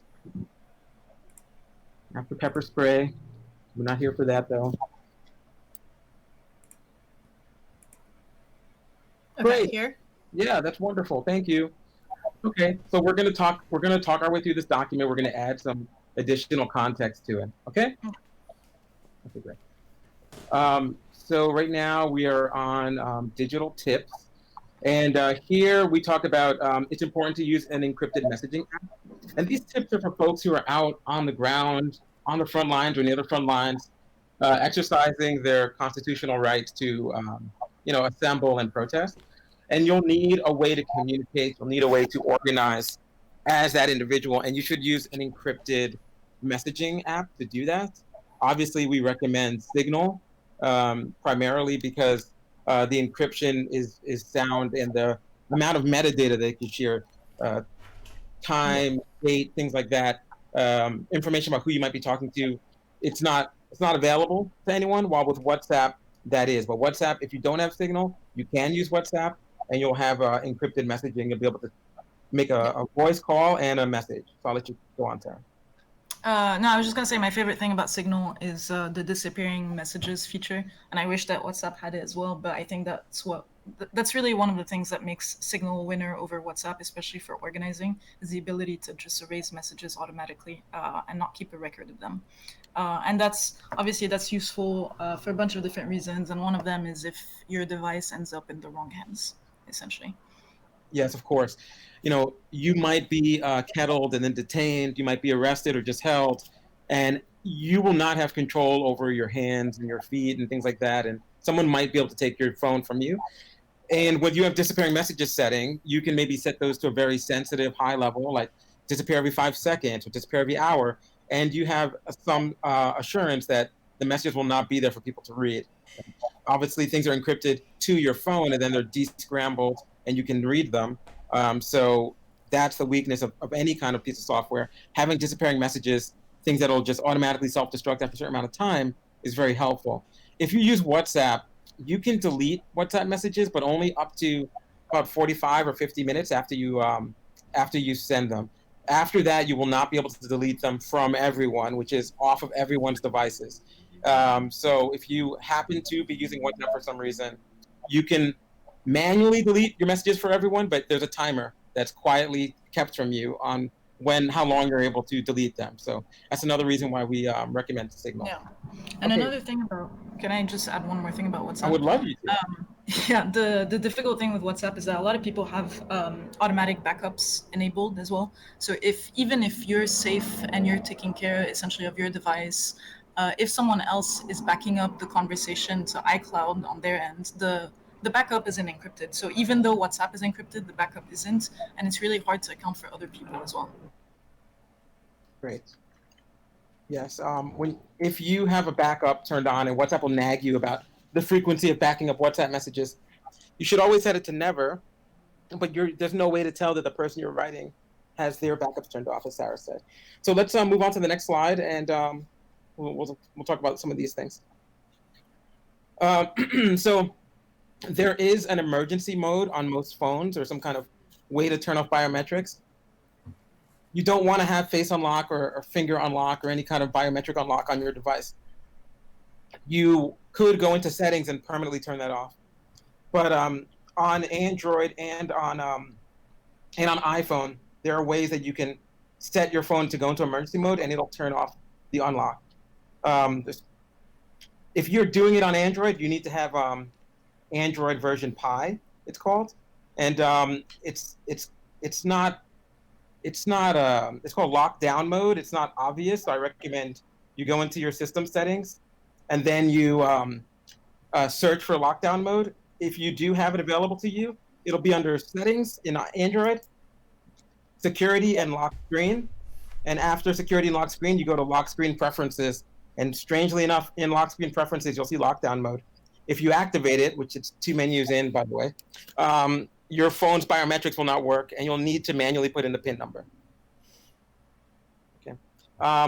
For iPhone, there's a couple of different ways to get into emergency mode. Emergency mode on iOS will, regardless of what your settings are, if you have face unlock or finger unlock, it'll turn that off for you automatically. So you can rapidly press the button on your phone 5 times, and it'll go into emergency SOS mode. There's a lot of different iPhones, so we have a link in the document, and if it's not there, we'll make sure that it is there, so you can see how to do that. If you have like a modern iPhone, you can press and hold the side button, and so you press and hold that side button, and then one of your volume buttons until you see emergency SOS on your screen, and that turns off biometrics. And unlock, you must put a PIN number, okay? But obviously, if you know that you're going to be going to a protest, you might want to just go into settings and turn off these unlocks, but there's ways to emergency do them. And on Samsung phones, depending on what phone you have, they also have a kind of SOS mode. It doesn't stop biometrics, but it will send a text message to many people, a pre-drafted message, like, hey, I think I might have been arrested, or I might be not coming home, please get some help to me, or something like that. Okay, next slide. So another thing to remember that's in here is turn off your phone if you can. If you can safely turn off your device, that's when the security and encryption of the device is the strongest. So that very first time you log into your device from power off, when you first turn it on, that is what's decrypting your device, unlike when you're just waking up from a locked state. So turning off, powering down any device will bring it to its most safest, most encrypted form. We'll go to the next slide. One thing that we did also add was, if you are, you're going to be going out to a protest, you might not be able to control how long it takes for you to return back to wherever you find safe, home, or etc. So bring a fully charged, like a portable power battery. It's something that you might not think that you'll need in your backpack. That's an essential for anyone who's bringing a device with them, if you make that choice. Sarah, do you want to do this next one? Yeah, what was I going to say? For most devices, if not all, you can take photos and videos without having to unlock your device. I know for a lot of people, it's kind of annoying to remove Face ID or Touch ID, and it adds a layer of inconvenience, but it definitely will make you a lot safer if for whatever reason your device was seized, or you just end up in a difficult situation with law enforcement. But you can essentially just have your device on you, remove Touch ID and Face ID, keep it maybe also on airplane mode to minimize like any of basically any location tracking, and you can still use it to take photos and videos without having to unlock your device. That's one thing that's really useful.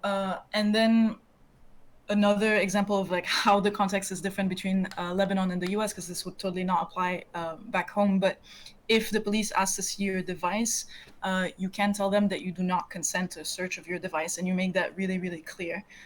They can always take your device and then search it later with a warrant, but at least you'll make it clear that you don't give them permission to do so.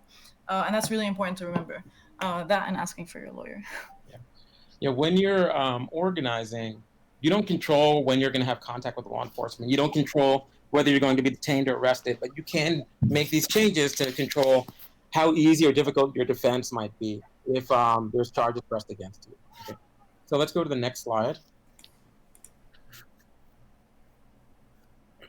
So here we're talking more about when you go to a protest, you can turn off the settings on location settings and things like that. And there's apps that you can say, don't share my location, but you do not control that your cell phone needs to talk to cell towers in the area. And therefore, a cellular mapping of that data, that location data, it's held by your cell phone company, but it's not as difficult to get as you might think. There's a article in December 2019, New York Times. They have a project based on privacy, and they've gone into they were able to get their hands on location data, and then they visualized it with a map, and they showed like, hey, this could be the mayor of New York, because who else would be in this particular place at this time moving around? We can map where this person is. So even without clear understanding of who you are in this data, it's easy to glean that. And so you don't want, if you can help it, location data exposing you're at the protest all the way to you going home to your front door. And ways that you can minimize that and avoid that location tracking is to turn off your phone or to go into airplane mode. So you're turning off all the radios on your device in that moment. So you might want to think about when you're leaving and going to the protest, turning on airplane mode. Definitely on your way home, let's say a few, whatever the short distance from the protest home is, you pick a point and you turn off your device, go into airplane mode until you get home.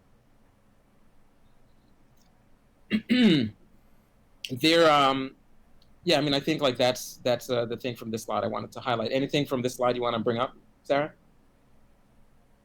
No, nothing else here. No, next slide.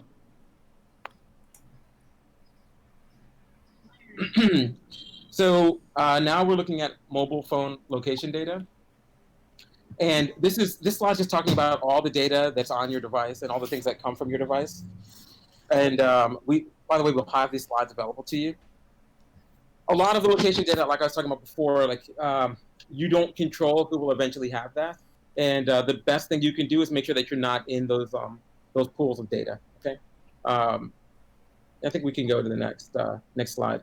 We're just talking here in the slide about how phone. A lot of it, I mean, these slides are taken from the guide, and a lot of it is just a lot of information basically about phone tracking and contact tracing, because it just kept coming up and people were asking about it. So we just added it in there, just to kind of explain a little bit more like how phone tracking works and what it means for the government and law enforcement to have access to a lot of location data from protesters, because we've seen it before over and over again at other big like mass protests. The fact that essentially law enforcement was gathering a lot of location phone data from protesters and from folks available there. So we can be sure that it's definitely happening now as well. And there's a lot of, and we can probably link to it, but there's a lot of like really great articles and news articles essentially explaining like how this happens and just explaining basically the sweeping new powers that some law enforcement agencies have in order to do this. Okay, great. And let's keep going, and hopefully we get to the end of this so we can talk about some organizing tips. If you have a phone that has a removable battery, taking the battery out, if it's a user serviceable battery, that's another way to avoid being connected onto a cellular network, so this location tracking can happen.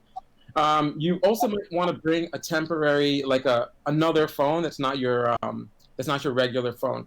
And this is the most helpful thing. It doesn't really help if you have one device and you switch SIM cards on that one device. That you're flagging that this one device is going offline and another device is going online right afterwards. It's not trivial to detect that you are the same person.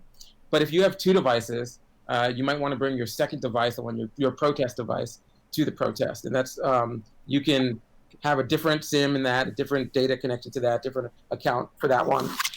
I would recommend throwaway, kind of cheaper, mobile providers. These are MVNOs, are the virtual mobile providers. They're like a mobile, Boost, Simple Mobile, things like that. You can go into an American cell phone provider store, 7-Eleven, whatever. You can in cash buy a SIM card, put that in your cheap device. You can buy a device with the card, and then use that just for your protest work if you're concerned about phone tracking to your location. Okay. And next slide, please.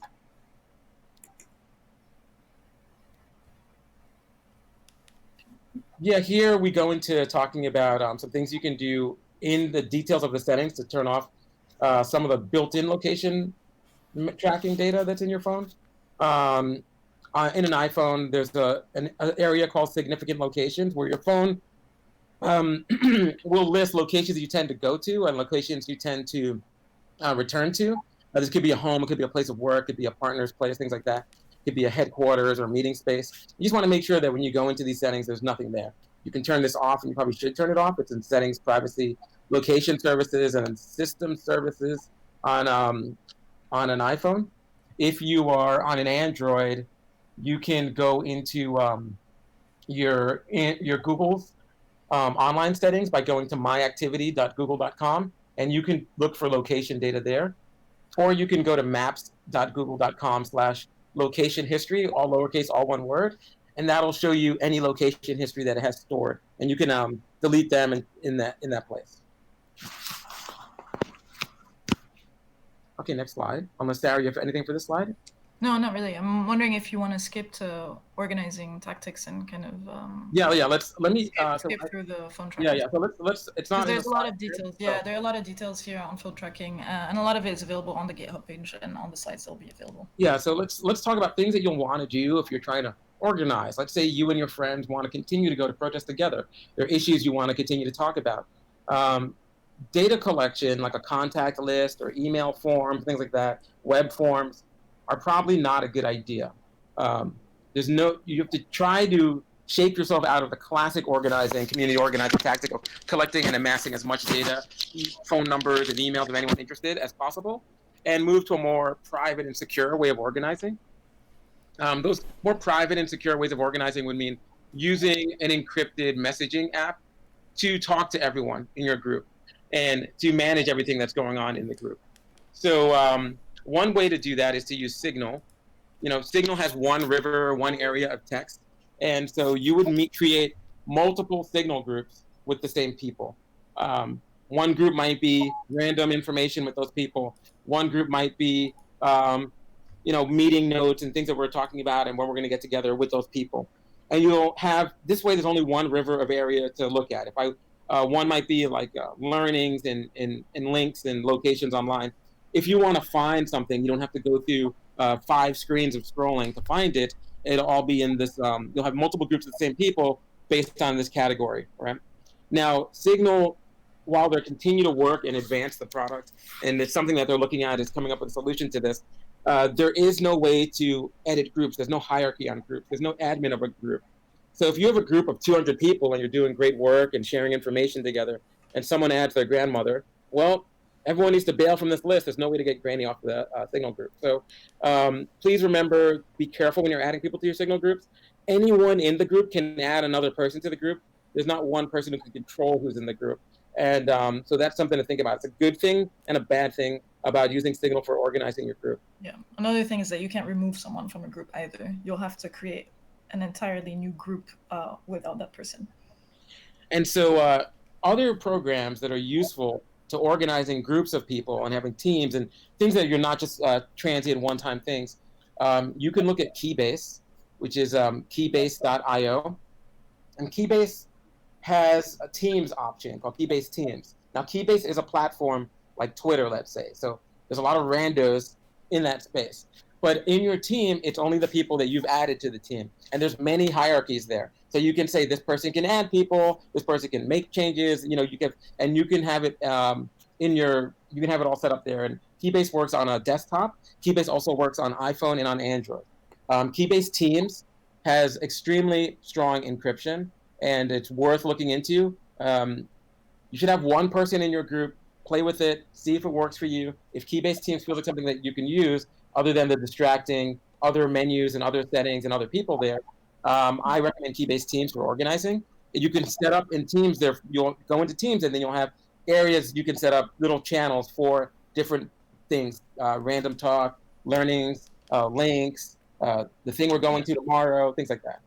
One thing I will add on that also, Matt, is that Keybase was just acquired by Zoom, and we haven't heard anything officially from Keybase about how they plan on basically just like moving forward with that, and what it means essentially for the future of Keybase. So that's one thing I would keep in mind, at least in the future, to see if it will change essentially, or if something will be different with that. Yeah, they do have a blog post about the acquisition by Zoom. The encryption is sound, so it's not like Zoom can like read your messages or get anything. I think the Keybase team, Max and Chris, right now, they're helping Zoom with encryption and security and chat. And what I could imagine is Zoom will either leave it alone, or they will maybe like just shut it down as a thing, because it's not Zoom's business. It's not something that they're really like designed for. It's collaborative messaging and teams and verification of identity online.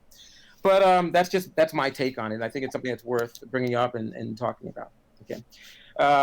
Another tool that you can use for organizing online, and maybe I should just I can't share my screen.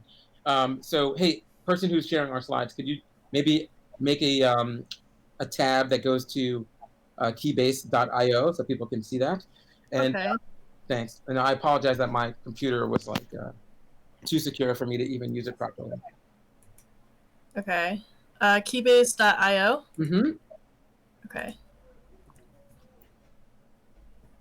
Wonderful. And I just want to show people that this is what this looks like. You can go to the blog to read about Zoom. The very first line on top is recently acquired by Zoom or something like that, right? And that'll take you to their blog post about it. Keybase Teams is a good place to organize. You could be safe and secure there. For now, we'll see what Zoom does with it. I think they might shut it down. Who knows? Or maybe they keep it going. Another tool that you can use is wire.com. So you can go to wire.com. And on Wire, you can make a personal wire, right? So make sure that you're signing up for the personal wire. That's the free one that lasts forever. And you can sign up with just an email address. So you can use your temporary email, your throwaway email, your encrypted and secure email. You could use a Tutanota or a Proton Mail, whatever. Sign into Wire, and you can set up there a group. And there's an admin who can access the group. You can control everyone's disappearing time settings. So you can set everything to disappear an hour or a week or whatever for everyone. When you have a group, it's not that way in one-to-one on Wire. And you can have a voice conversation in that group. So it has built-in voice for quite a few people. And so you can have a conversation with quite a few people talking over encrypted channels on Wire, and you can keep that group there where you can exchange information and set up different groups for different topics if you need to. And that's, again, these are free options that are readily available to anyone who wants to quickly organize and is worried about encryption and privacy and security. There's another organizing, because organizing, most of it is communication and comms, that you can look at. It's only for chat. It doesn't do voice. And it's if you go to Spider Oak, the insect and the tree, spideroak.com, they have a product called Semaphore, which now is free, and now they're looking for making something different, something new, right? So Semaphore messaging, you can set up a free account. It's encrypted to your device, but on on your device, the encryption's not as strong as maybe as key-based. It's not as strong as wire, but it's fully free. You can use this thing. You can set up an alias on there. You can have channels that you all can work on together, and you can have a conversation on there, right? So and that's Semaphore, and it's something worth looking at because encryption and privacy is important, right?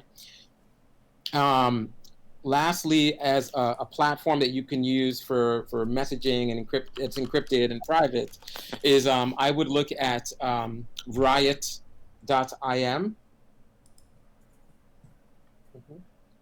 And this is instant messaging. That's an open source program, and you have to turn on end-to-end encryption, but then you'll have it. Now, you can use their particular site as a platform, or you can have, if you have a technical person or a comms person who can set up a server, you can download their software and set it up on your own box. And you can set up your own encrypted messaging with your team there. You can have different channels there. You just have to remember to turn on end-to-end encryption on the channels as you set them up and in the conversations as you set them up, okay? Another key thing about organizing, I think, is having a place to write things and type things, and even the presentation that we shared with you, that's on CryptPad. So if you went to cryptpad.fr, if you need a place where you can, just quickly make a document and maybe share that with a few people, they can edit it, and you can control having a link that's read-only. You can have a link that's editable. You can have a link to give to some people. You can set up teams in this, and there's some basic level of tiers in those teams, and that's CryptPad. It even does presentations. If you do decide to make a presentation with CryptPad, 3 minus signs is the next slide. It doesn't have any instructions. You can click on rich text. You can click on and have something that's like a Word document. You can click on sheets and have something that's like a spreadsheet. Be careful, obviously, what information you're putting in there. You don't want to be collecting large amounts of data, but that always does happen. And if you sign up with an email address, which it's all free, you get Crypt Drive, which is kind of like a Dropbox, Google Drive type of thing. But this is all fully encrypted, zero knowledge, meaning the team and staff that work there cannot see any of your data. And as you create everything, you can set it to expire after a certain amount of time, after a month, or after 2 months, after 3 months. Just remember to make a new document when it's that one's about to expire, and you have something that's removable. They have simple polls, and Kanban is, if you want to organize and have a to-do, doing, done kind of columns, you can create these Kanban cards and just slide them, and you can assign them to people. It's a lot like basic project management, and all of it's fully encrypted. So it gives you a fully encrypted productivity suite all right here. And so, yeah, these are some things I can think of. I would love to try to get into questions. Sarah's got a great mind for all this stuff, and I do a lot of cybersecurity research and security research myself. So any questions you have about at the protest or organizing between events, please, we would love to hear from you. All right, I can bring out our document with questions and just dictate them to you. Let me get that up real quick. Give me a moment. Take your time. Thanks for letting us use your screen. Oh, no problem. And letting me remote control your typing. I appreciate it. Okay, so we're collecting some questions that haven't been addressed in the chat yet. And right now we're collecting them generally, so I would say anyone else who has presented, feel free to chime in if you feel like you especially can answer these questions. Yeah, so the first one we have here is, can people address what Matrix chat is and why it may be useful? Yeah, sure. Matrix is a project, and it's a technology that you can use to have encrypted chat running on a server, and Riot, that riot.im thing, that is their easy-to-use chat that's set up already on mobile phone for iOS, Android, and web. So I believe that's the technology you're talking about. Matrix, actually, that's the technology and the backing and the actual organization that does the code for Riot. All right. Next question. Does anyone else have anything to say with that? Otherwise, I'll go on. The next question is, are there organizing.onion sites for protests? Yes. So there are, but I recommend that the first one I'm going to tell you about is your own. So can we share your screen again real quick? Yes. Thank you, awesome human being. So if you are one thing that we know about, we have to be students of history. We have to look at all things, good people, bad people, comrades, friends, colleagues, whatever. And if you go to onionshare.org, so during the inauguration of President Trump in the United States, there were protests, and a lot of that was organized on Facebook, social media, and even on a website. And they had to disrupt J20, that was the inauguration website. And that there became issues around that, and there were subpoenas and for the website logs, where the server and the hosting provider were put under a lot of pressure to give information on every single IP address that visited that website, right? So also there was a lot of pressure on trying to get social media to find out who these people were who were involved in organizing this event. So one way that you can avoid that, and one thing that if in the future, if this had existed, we could send this technology to the past for them, it might have helped to avoid that, is OnionShare. OnionShare is a program that uses Tor. You heard a lot about it from earlier, which is technology, onion routing technology to encrypt the network that you're on. And it makes it very difficult to tell where this website is located, and almost impossible to tell who's visiting this website. Now, you can download OnionShare, and it's for Windows, it's for Mac, right? You can send or receive files using OnionShare, and it creates a little hidden service, or some might say dark website, that you can send that link to send files, but it also lets you set up a website that way. So you can quickly set up like documents, like a web page, and you can set up an OnionShare kind of web server. So if you read this document, you can make your own hidden service site quite quickly, probably within 10, 20, 30 minutes. So you can have a hidden service site, you can share it to people, they can only visit it on Tor, and when you turn off your computer, shut it down, that site's gone, right? So they'll visit it till it pops up, boom. So OnionShare, make your own site, that's the best hidden service site. The hidden service sites end in .onion instead of .com or .net, and they only can be seen or visited using Tor browser. So go to torproject.com and download Tor browser, okay? Thank you. Next. Okay, let me get it back up. This is to David. Just want to ask this question. Would love to illustrate some real-world examples of trade-offs. I'm going to a protest. I want to meet with friends, but not to be tracked. What's a reasonable thing to do? If David is still here. But yeah, go on, David. So I want to say that, I think it's important to, any process like this is going to be an incremental, step in terms of, how you get better at stuff in terms of digital security. So I would actually break that question down into a few different ones. The first one of which, am I concerned about police surveillance of my messages? In which case, then, with your phone, you can just install Signal and solve that problem. But it really is, very situation and person dependent whether or not you're concerned about police knowing your location via your cell phone. It's very, very, very, it's not impossible, but it's extremely difficult to kind of do this sort of action movie burner phone sort of way to create some layer of anonymity. It's not impossible, but it's one of those things that does take a lot of preparation and a lot of advanced research, and it's very easy to make mistakes. So there are ways of doing that, of going the burner phone route. I'm not an expert on that specific thing. I don't know if Matt wants to chime in on that, but that's but just to kind of warn people, the same thing with using tails or cubes. These are not impossible to use, but it will take time. I'm not sure if Matt jumped back on, but I'll just say that Matt, if you go to Matt's Medium page, he did write a very extensive guide on what it means to set up an alias and basically kind of segment the identity, and it gives basically a lot of tips around how to do it. And Matt, are you back on? Oh, there we go. He's kind of having internet connections because his security is so intense on his laptop that he can't join it. Yeah, I was just shouting out your Medium guide, Matt, about just setting up an alias and. Oh yeah, so.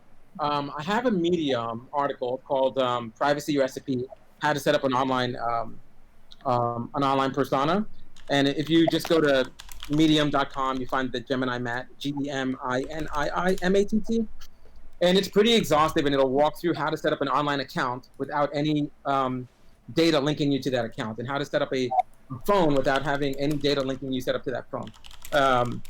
You need to have I go through what you need to have there, and I'm going to edit it to add some information that you might want to know about what this entails and some capabilities and methods versus operational security stuff in there as well, that will help you with that. But at the end of the day, don't bring your phone when you're going to a protest is the #1 consideration. We're all computer people here, we're all nerds, we're all very much into bringing our cool smartphones and apps. But if you don't bring your phone, that might be a really good thing. Just leave it on, plugged in at home, and go out without it. Of course, if you want to document, you want to film, you want to take pictures, you want to communicate with your friends, you have to use something. One thing I want to also bring up is some of the people who are involved in these uprisings all around the United States, they're in places where cellular towers are breaking down, they're not working, or they don't have abilities to talk to people because for some reason it seems like their cell network's being jammed. There's hardware you can purchase, like Gotana, they sell a product that you can purchase that allows you to Bluetooth talk to someone from this device, and it's encrypted, right? So I would recommend, if you are someone who ends up going to a lot of these events and a lot of these protests and demonstrations, you might want to invest in a pair of Gotana. I think it's about 120 bucks. You install that app, and you don't need a cellular network to talk to someone else who has it, as long as you're within range of them, which is about 330 feet. And another option for you, if you don't have the means to purchase this hardware, is a unencrypted, so dangerous, right? But better than not being able to talk to someone product called Bridgeify. Bridgeify is currently unencrypted for broadcast, sending wide messages to everyone, and unencrypted to individual messages. What that product allows you to do, though, is to only be in airplane mode and only be in Bluetooth and still talk to someone, right? But #1 recommendation, try not to bring your device. Think about that. If it goes against what you need to do or how you feel comfortable, bring your device and go into airplane mode whenever necessary, whenever you can. And Briar, sorry. yeah, go on. No, go on. I was just going to plug in Briar as well, which is another app that you can use and that is free, and that will allow you to communicate with people basically over Wi-Fi or Bluetooth. If we're talking about internet connectivity, yes. Like and Briar is Briar's fully encrypted. Briar's also really safe. You can host a blog or a website off of Briar. Yeah. Unfortunately, it's only available on Android. That's the only thing I'll say. Yeah, so it's not available on iPhone, but if you have an Android phone, you can definitely use Briar, and it's a great app. And Briar is BRIAR, right? So, and you can go to their website. You can learn about the product. You can download it, get it onto your phone, and use it immediately to talk to other people on Android. It's the safest, free way to talk without cellular. It's Android to Android. Great. The next question is, anyone have advice on trusting exit nodes in Tor? This is my favorite question for David, so I would love for David to answer that one. One of the cool things about Tor's architecture is it's designed so that, it's designed for around the situation and possibility that you may have nefarious people looking through exit nodes. Rewinding back to, what we talked about earlier in terms of HTTP versus HTTPS encryption, websites being HTTPS encrypted. Most websites, if you're concerned about, like, for example, the old classic examples of just like, can somebody on a Tor exit node read my emails? Chances are the way you're using an email service provider is through a website, through Gmail, through Yahoo, through all these other sites that are going through an HTTPS connection. So the answer is no. They can see that there is a connection from somebody somewhere, connecting to gmail.com, connecting to yahoo.com. But there's not really a way to kind of like pierce that, essentially, that encryption. So that, assuming like the website configured it properly, which most email providers are a little bit better at that than they used to be. The other thing too is also, so there's the idea of just like, well, what if, we had all like three, because we had those like three, the illustration of like the three kind of computers that you connect to as you go through the Tor network. These are pseudo-random in the sense that there's some optimizations on creating, gets really complicated, and there's a lot of writing on this all over the place that is really long, but essentially makes it so that, how do you create or mitigate the possible situation that somebody can try owning so many Tor nodes that they basically increase the probability that all three computers in your connection are owned by the same person. I forget what it's like, Sybil attack, but I might just be thinking about psychopaths because I'm still thinking about anime from the Persona 5 slide.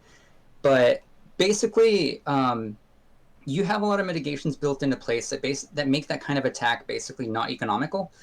One, you can't just become an exit node. If you want to set up a Tor relay, you can like set the little setting to say like this will be an exit node. And that first one, the guard node as it's called, also you can't just like jump in and be that right away.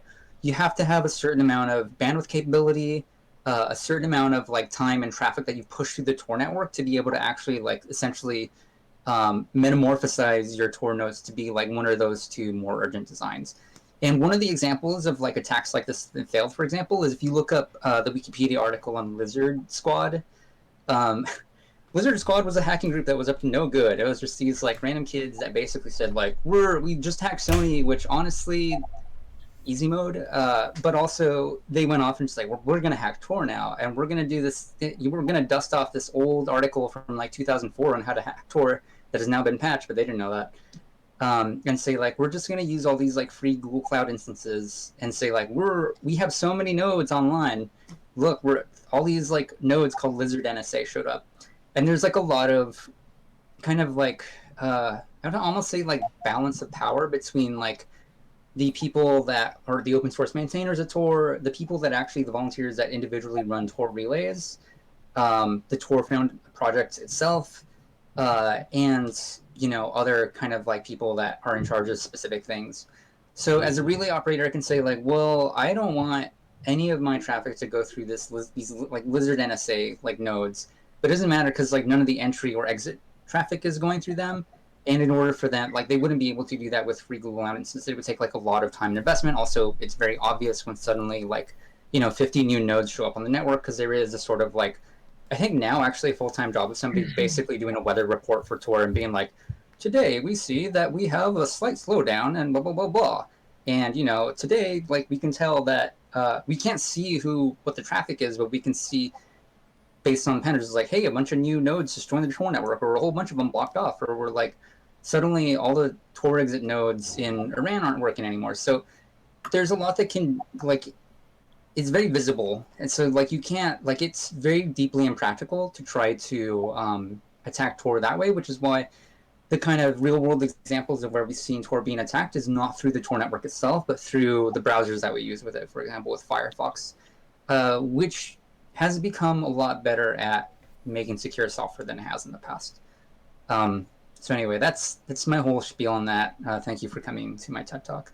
All right, thank you. Next question is, what mediums do you recommend for larger scale day-to-day organizing? Is Mattermost the standard right now? I will say, this is Matt from CryptoHarlem.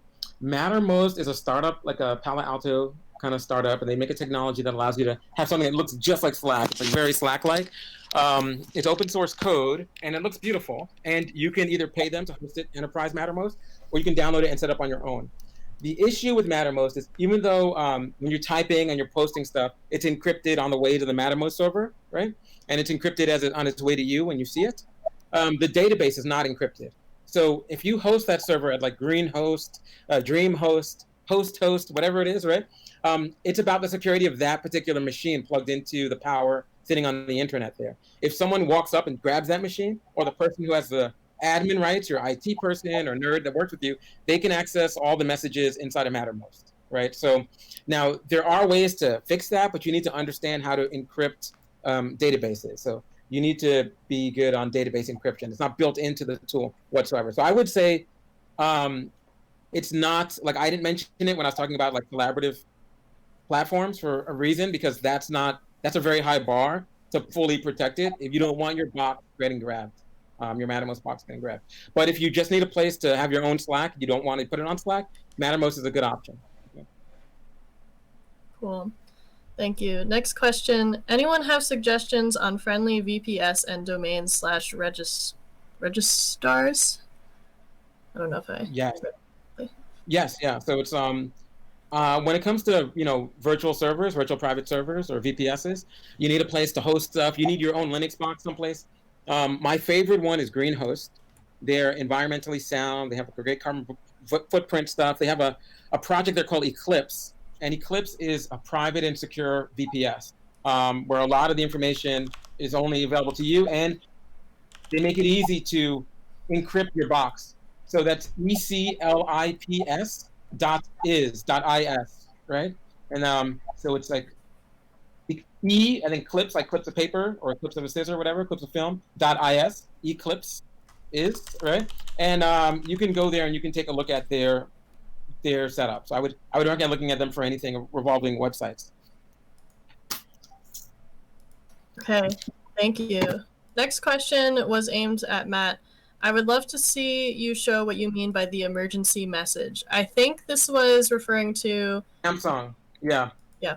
So I have a lot of phones around me right now, probably 1, 2, 3, 4 phones, but none of them are Samsungs. That's a Samsung feature, right? So if you have access to an Android phone that's from Samsung, like a Note whatever or Galaxy whatever, you'll find a feature in the latest operating system from them, okay? If I had time to get up and dig out my Samsung, I would do that, but it's kind of weird, okay? So I don't right now. I think the question is also oriented, like, what sort of message, what would the text be, like, what would be a helpful message? So there is a product that does allow you to send a kind of like messages like this out, an app, and usually this message is to tell people that you've been detained, right?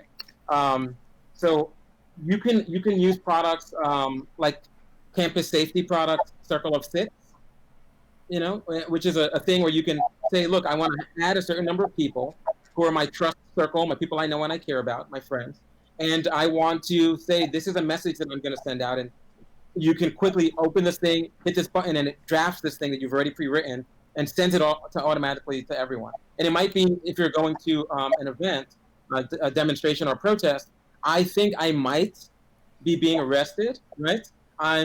So please check in with me in 30 minutes to an hour. And if not, try to figure out where I am. So you can have people work on getting you out.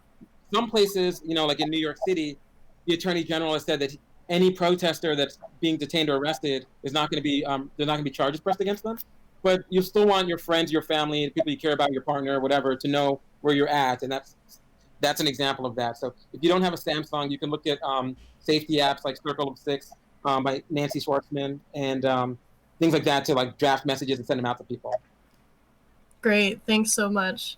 Mm-hmm. The next question is there a platform that allows you to trace invites to a group? So if a group is compromised, you can trace the invite. If a group is compromised, you can trace the invite. And I think this is a question about infiltration of an organizing network. Yeah, and I guess it would depend also which platform is being used, for sure. Yeah, it depends on the platform.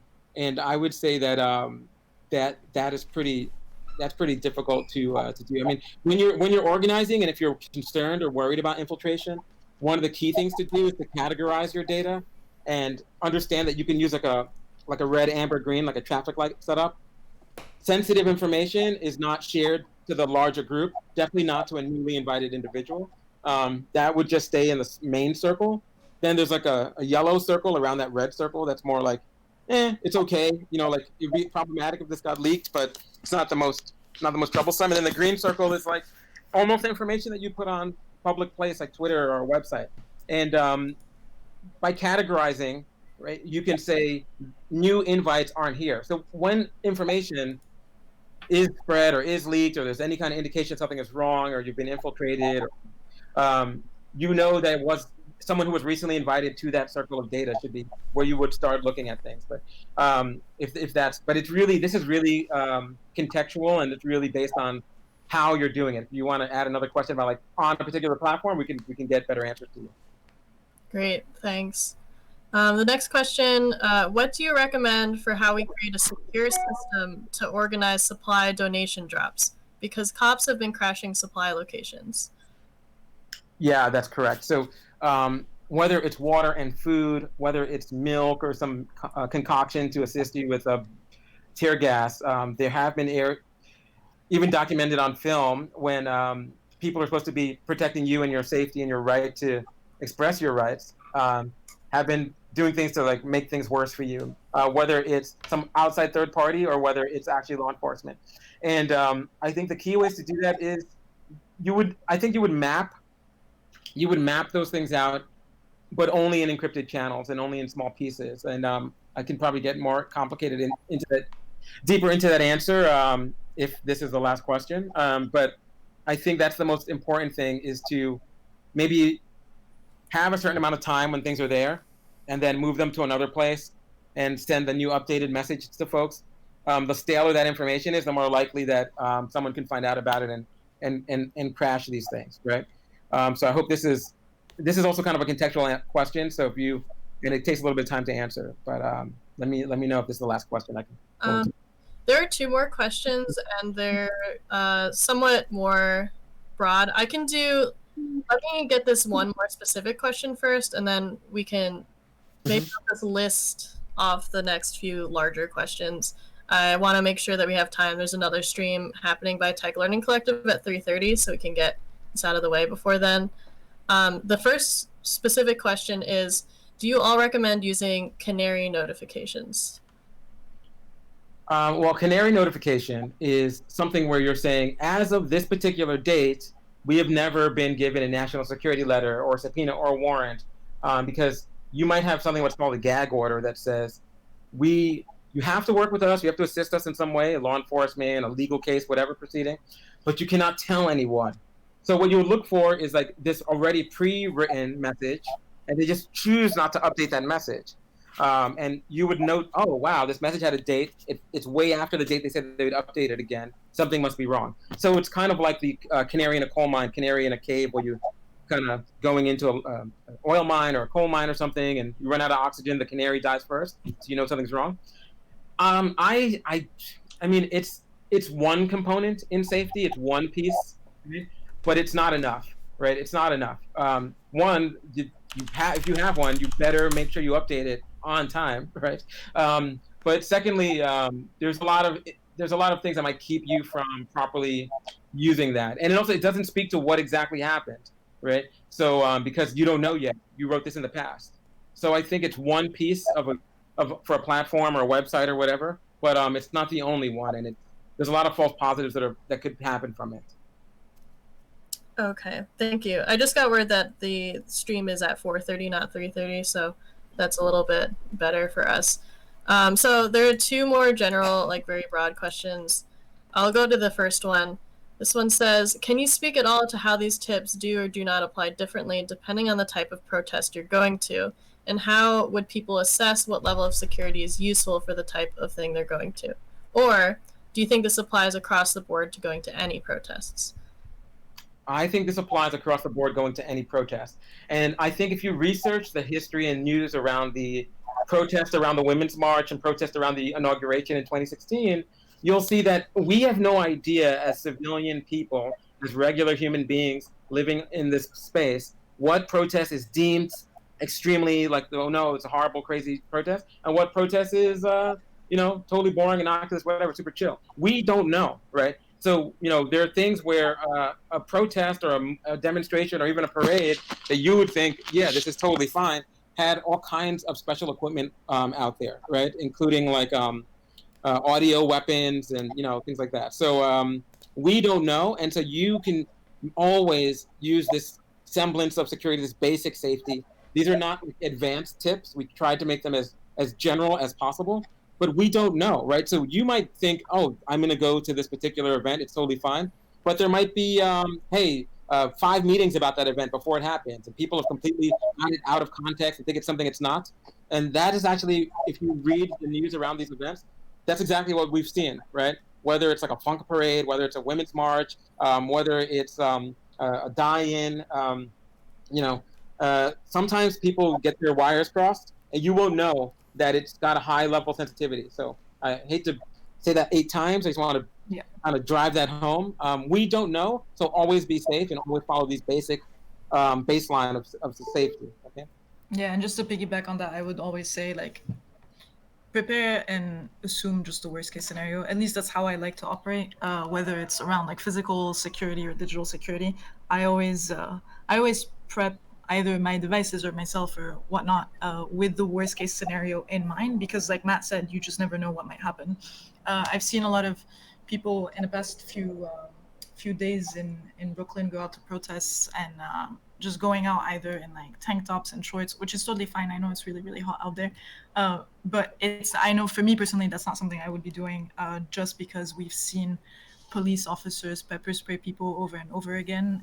And if you're not well covered, you can definitely just end up having your skin burning a lot more and things like that. So I basically dress for every protest for the worst case scenario, basically. And then if the worst case scenario doesn't happen, then great, then you were safe. But if the worst case scenario does happen, then at least you had like the minimum precaution.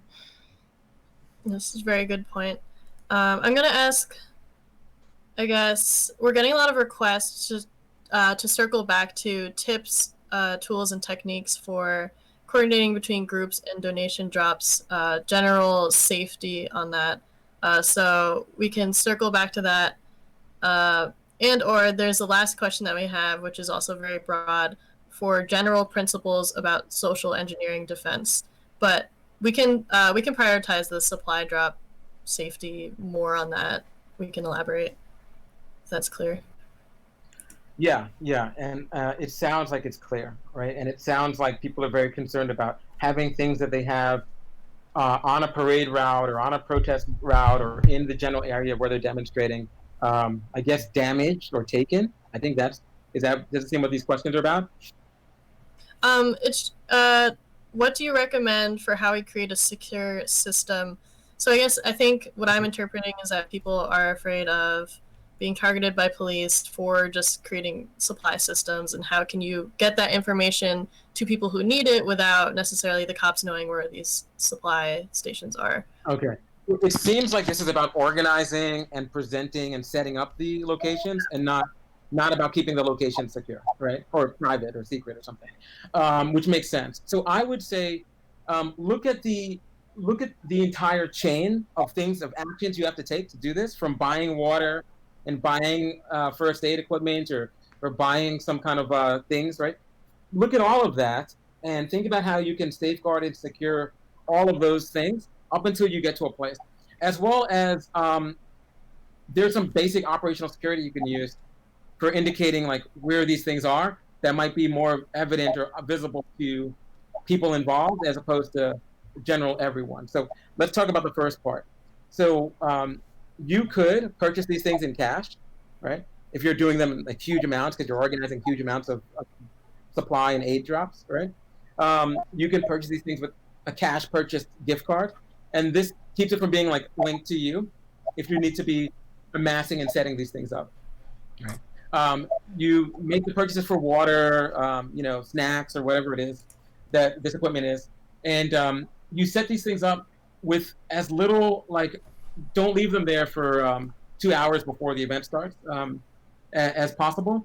And then don't put them in the plain open. Think of keeping them in places that are like, maybe you have a shopkeeper or a community center or a store or something in the area where you can tell people, if someone asks for this, we're giving it to you, hand it to them.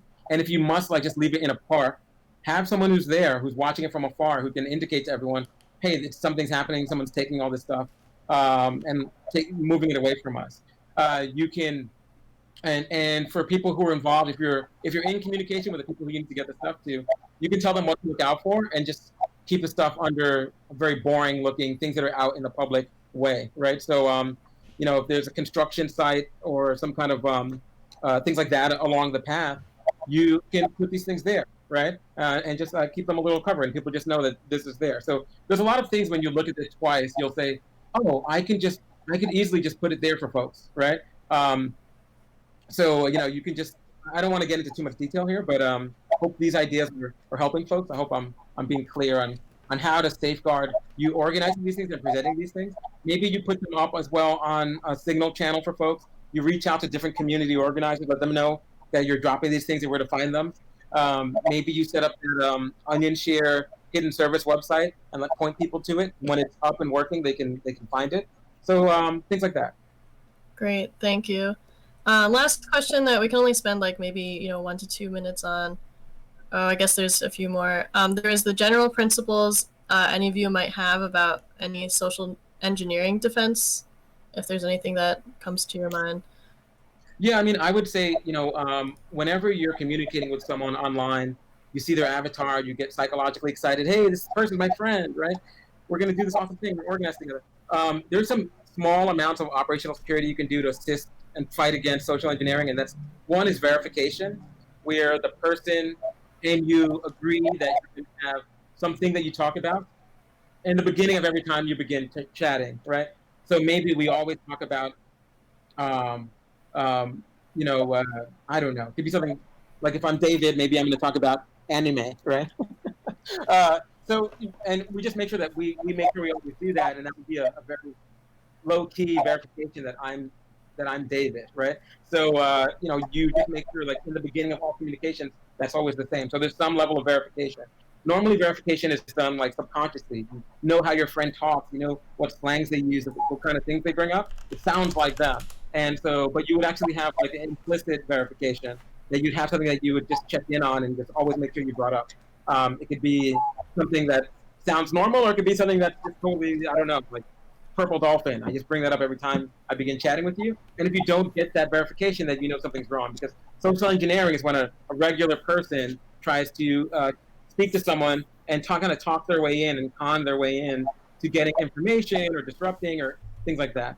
To prevent a social engineer from getting access to your private data or your utilities, your cell phone, things like that, you can call those companies and tell them, hey, look, I've been the victim of hacking in the past. I want to add what additional security or privacy I can, any features. And they might have some kind of PIN number or some kind of more elaborate setup, and you should set that up for your personal things, about your personal information. But if it's about just organizing and having a group and avoiding social engineering, verification is a key way to do that. Also, I think like I don't want to talk too much, so I just want to. That's one of the things you can do. I don't know if anyone else wants to chime in here. Yeah, that was a good intro. I'm gonna call this the last question. It's a little bit of a detour, but is Twitch, which we are using right now, an effective and or safe platform for this kind of green light level organizing and discussion for workshops and or town halls for top level strategizing? Is this as safe as Zoom or anything else? Right. I will go first, and I'll say the reason why we use Twitch is so we can have huge amounts of people, and that requires a large amount of infrastructure to support. And so we can lean on Twitch, the gaming streaming platform, and you can have large amounts of people without logging in, without verifying, visit a link and see a video. But if you're organizing and you're having a closed meeting, then Twitch isn't the best platform for you. If you're having a meeting where, let's say, it's like under 100 people, then there's different platforms that you might want to think about using. I'll go into like just some of them. If you're thinking about having like a video conference type of thing, and you must have visual, like video, you can look at Cisco's WebEx. Right now, you can have a free WebEx meeting. You don't have to have like any verifying information, no address, name, whatever. You can set up a free WebEx meeting by just going to webex.com. You'll have an encrypted meeting. It'll have 100 people. It'll only last 50 minutes for free. But that might be enough for you. That might be fine, right? And you can, boom, reset up another one if you need one, right? So I would say like WebEx is an option there. Any service, whether it's WebEx or Jitsi that we're using as well during this, you want to make sure that it has encryption, and you want to make sure you don't use dial-ins. You don't want to call a number to get in. That's not safe. That anything that you have to use your phone to just dial in, you're just ruining all the encryption and security of that platform. So no dial-ins on phones. Don't share the dial-in numbers. And that, I think it might be a good option of what you're talking about. You can use Wire if you're having voice-only conversations, have a large group of people talking to you. And if you have smaller groups of people talking, then you can use other things. So, if you're all on iPhones, you can use Apple FaceTime groups, right? If you're on, I'm trying to like get the. If you're able to, like, if you're less than 8 people, you can use WhatsApp groups if you must have some kind of video conference. But it seems like you're talking about larger numbers. So I think like that is the way to do that. This video streaming platform we're using, Jitsi. They have a demo server at meet.jit.si, meet.jit.si. And when you have a Jitsi call, it's a free thing, and many people have different platforms, but you're really trusting that server because it becomes a trusted member of the conversation. So you probably want to use a server that you've taken the Jitsi bridge technology and installed it on, or it's something that's trusted by your community. Okay, so I hope that answers the question. If anyone else wants to chime in. All right. So that will be the end of the questions. It's 3:30, so I just wanted to wrap this up and plug a few more workshops that people who are listening here might be interested in coming up this week. So I just want to say thank you so much to everyone who participated today, who spoke, who came, who asked questions. Once again, this event was organized in conjunction with Babycastles by folks from Bluestockings, cypurr, Freedom for the Past Foundation, and CryptoHarlem. Thank you, everyone in the chat. We see you and appreciate you. Also, thank you so much to Tech Learning Collective. They have a wealth of information, and they host 20 in-depth classes a month on cybersecurity issues. Today, and we're going to go into some new events. Today at 4:30 p.m., Tech Learning Collective is hosting a workshop called Phishing Workshop, How to Recognize Fake Websites and Other Online Scams. Again, that's today at 4:30. Some other upcoming workshops we have include, or not we, but other people. June 9th, there's a free introduction to our curriculum event. June 16th at 4:30, tour, what is it good for? Absolutely everything, very cute. We have a lot more you can check out at techlearningcollective.com. And Matt and Sarah here on the call are hosting an event called Digital Security for Black Lives on Twitch on Fridays. Let me bring up and share my screen real quick for the flyer for that. And if Matt and Sarah, if you want to talk about this at all, I hope you can see this flyer. Feel free to elaborate or plug. No, I hadn't even seen this flyer. It's great. It's pretty great. Yeah. First time I'm seeing this flyer.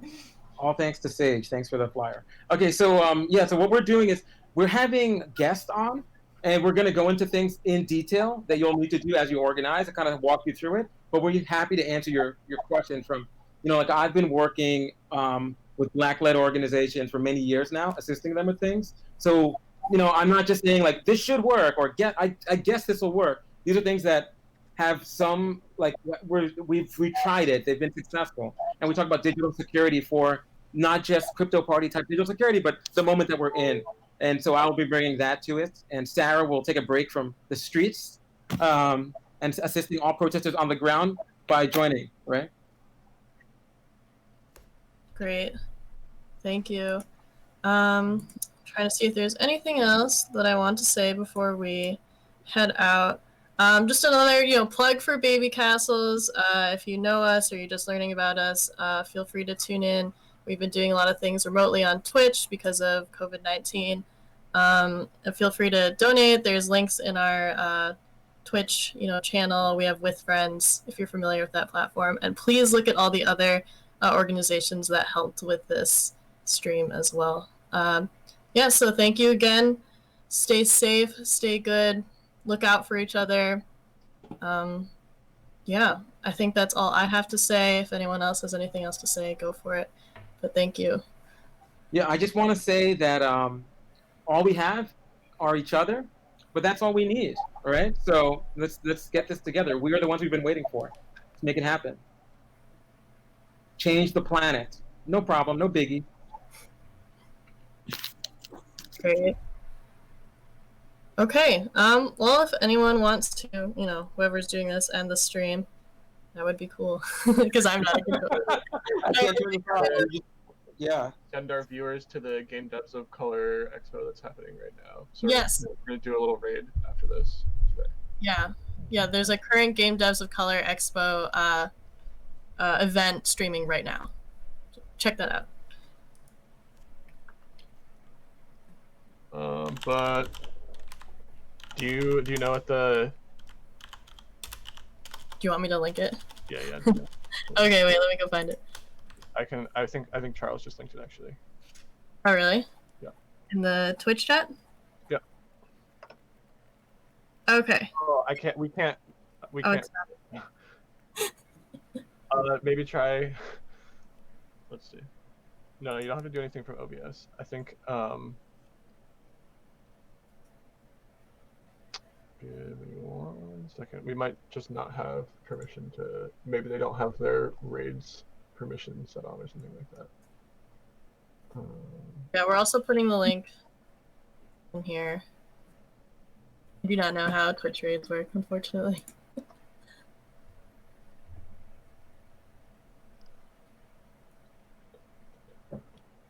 Okay, well, we dropped the link in the Twitch chat if people would like to go over there. Twitch.tv/GDOCEXPO. Game Devs of Color is a great organization. They run the Game Devs of Color Expo every year in June-ish. Although, you know, things are under quarantine still, so. I believe that they're going to be running like a real, like, or Yeah, like well, running their Charles, expo. Charles, they just don't have their. I did raid and it gave me a message, but they just don't have their They don't have their permissions allowing us to raid, so we can't raid it. But yeah, we can try hosting them.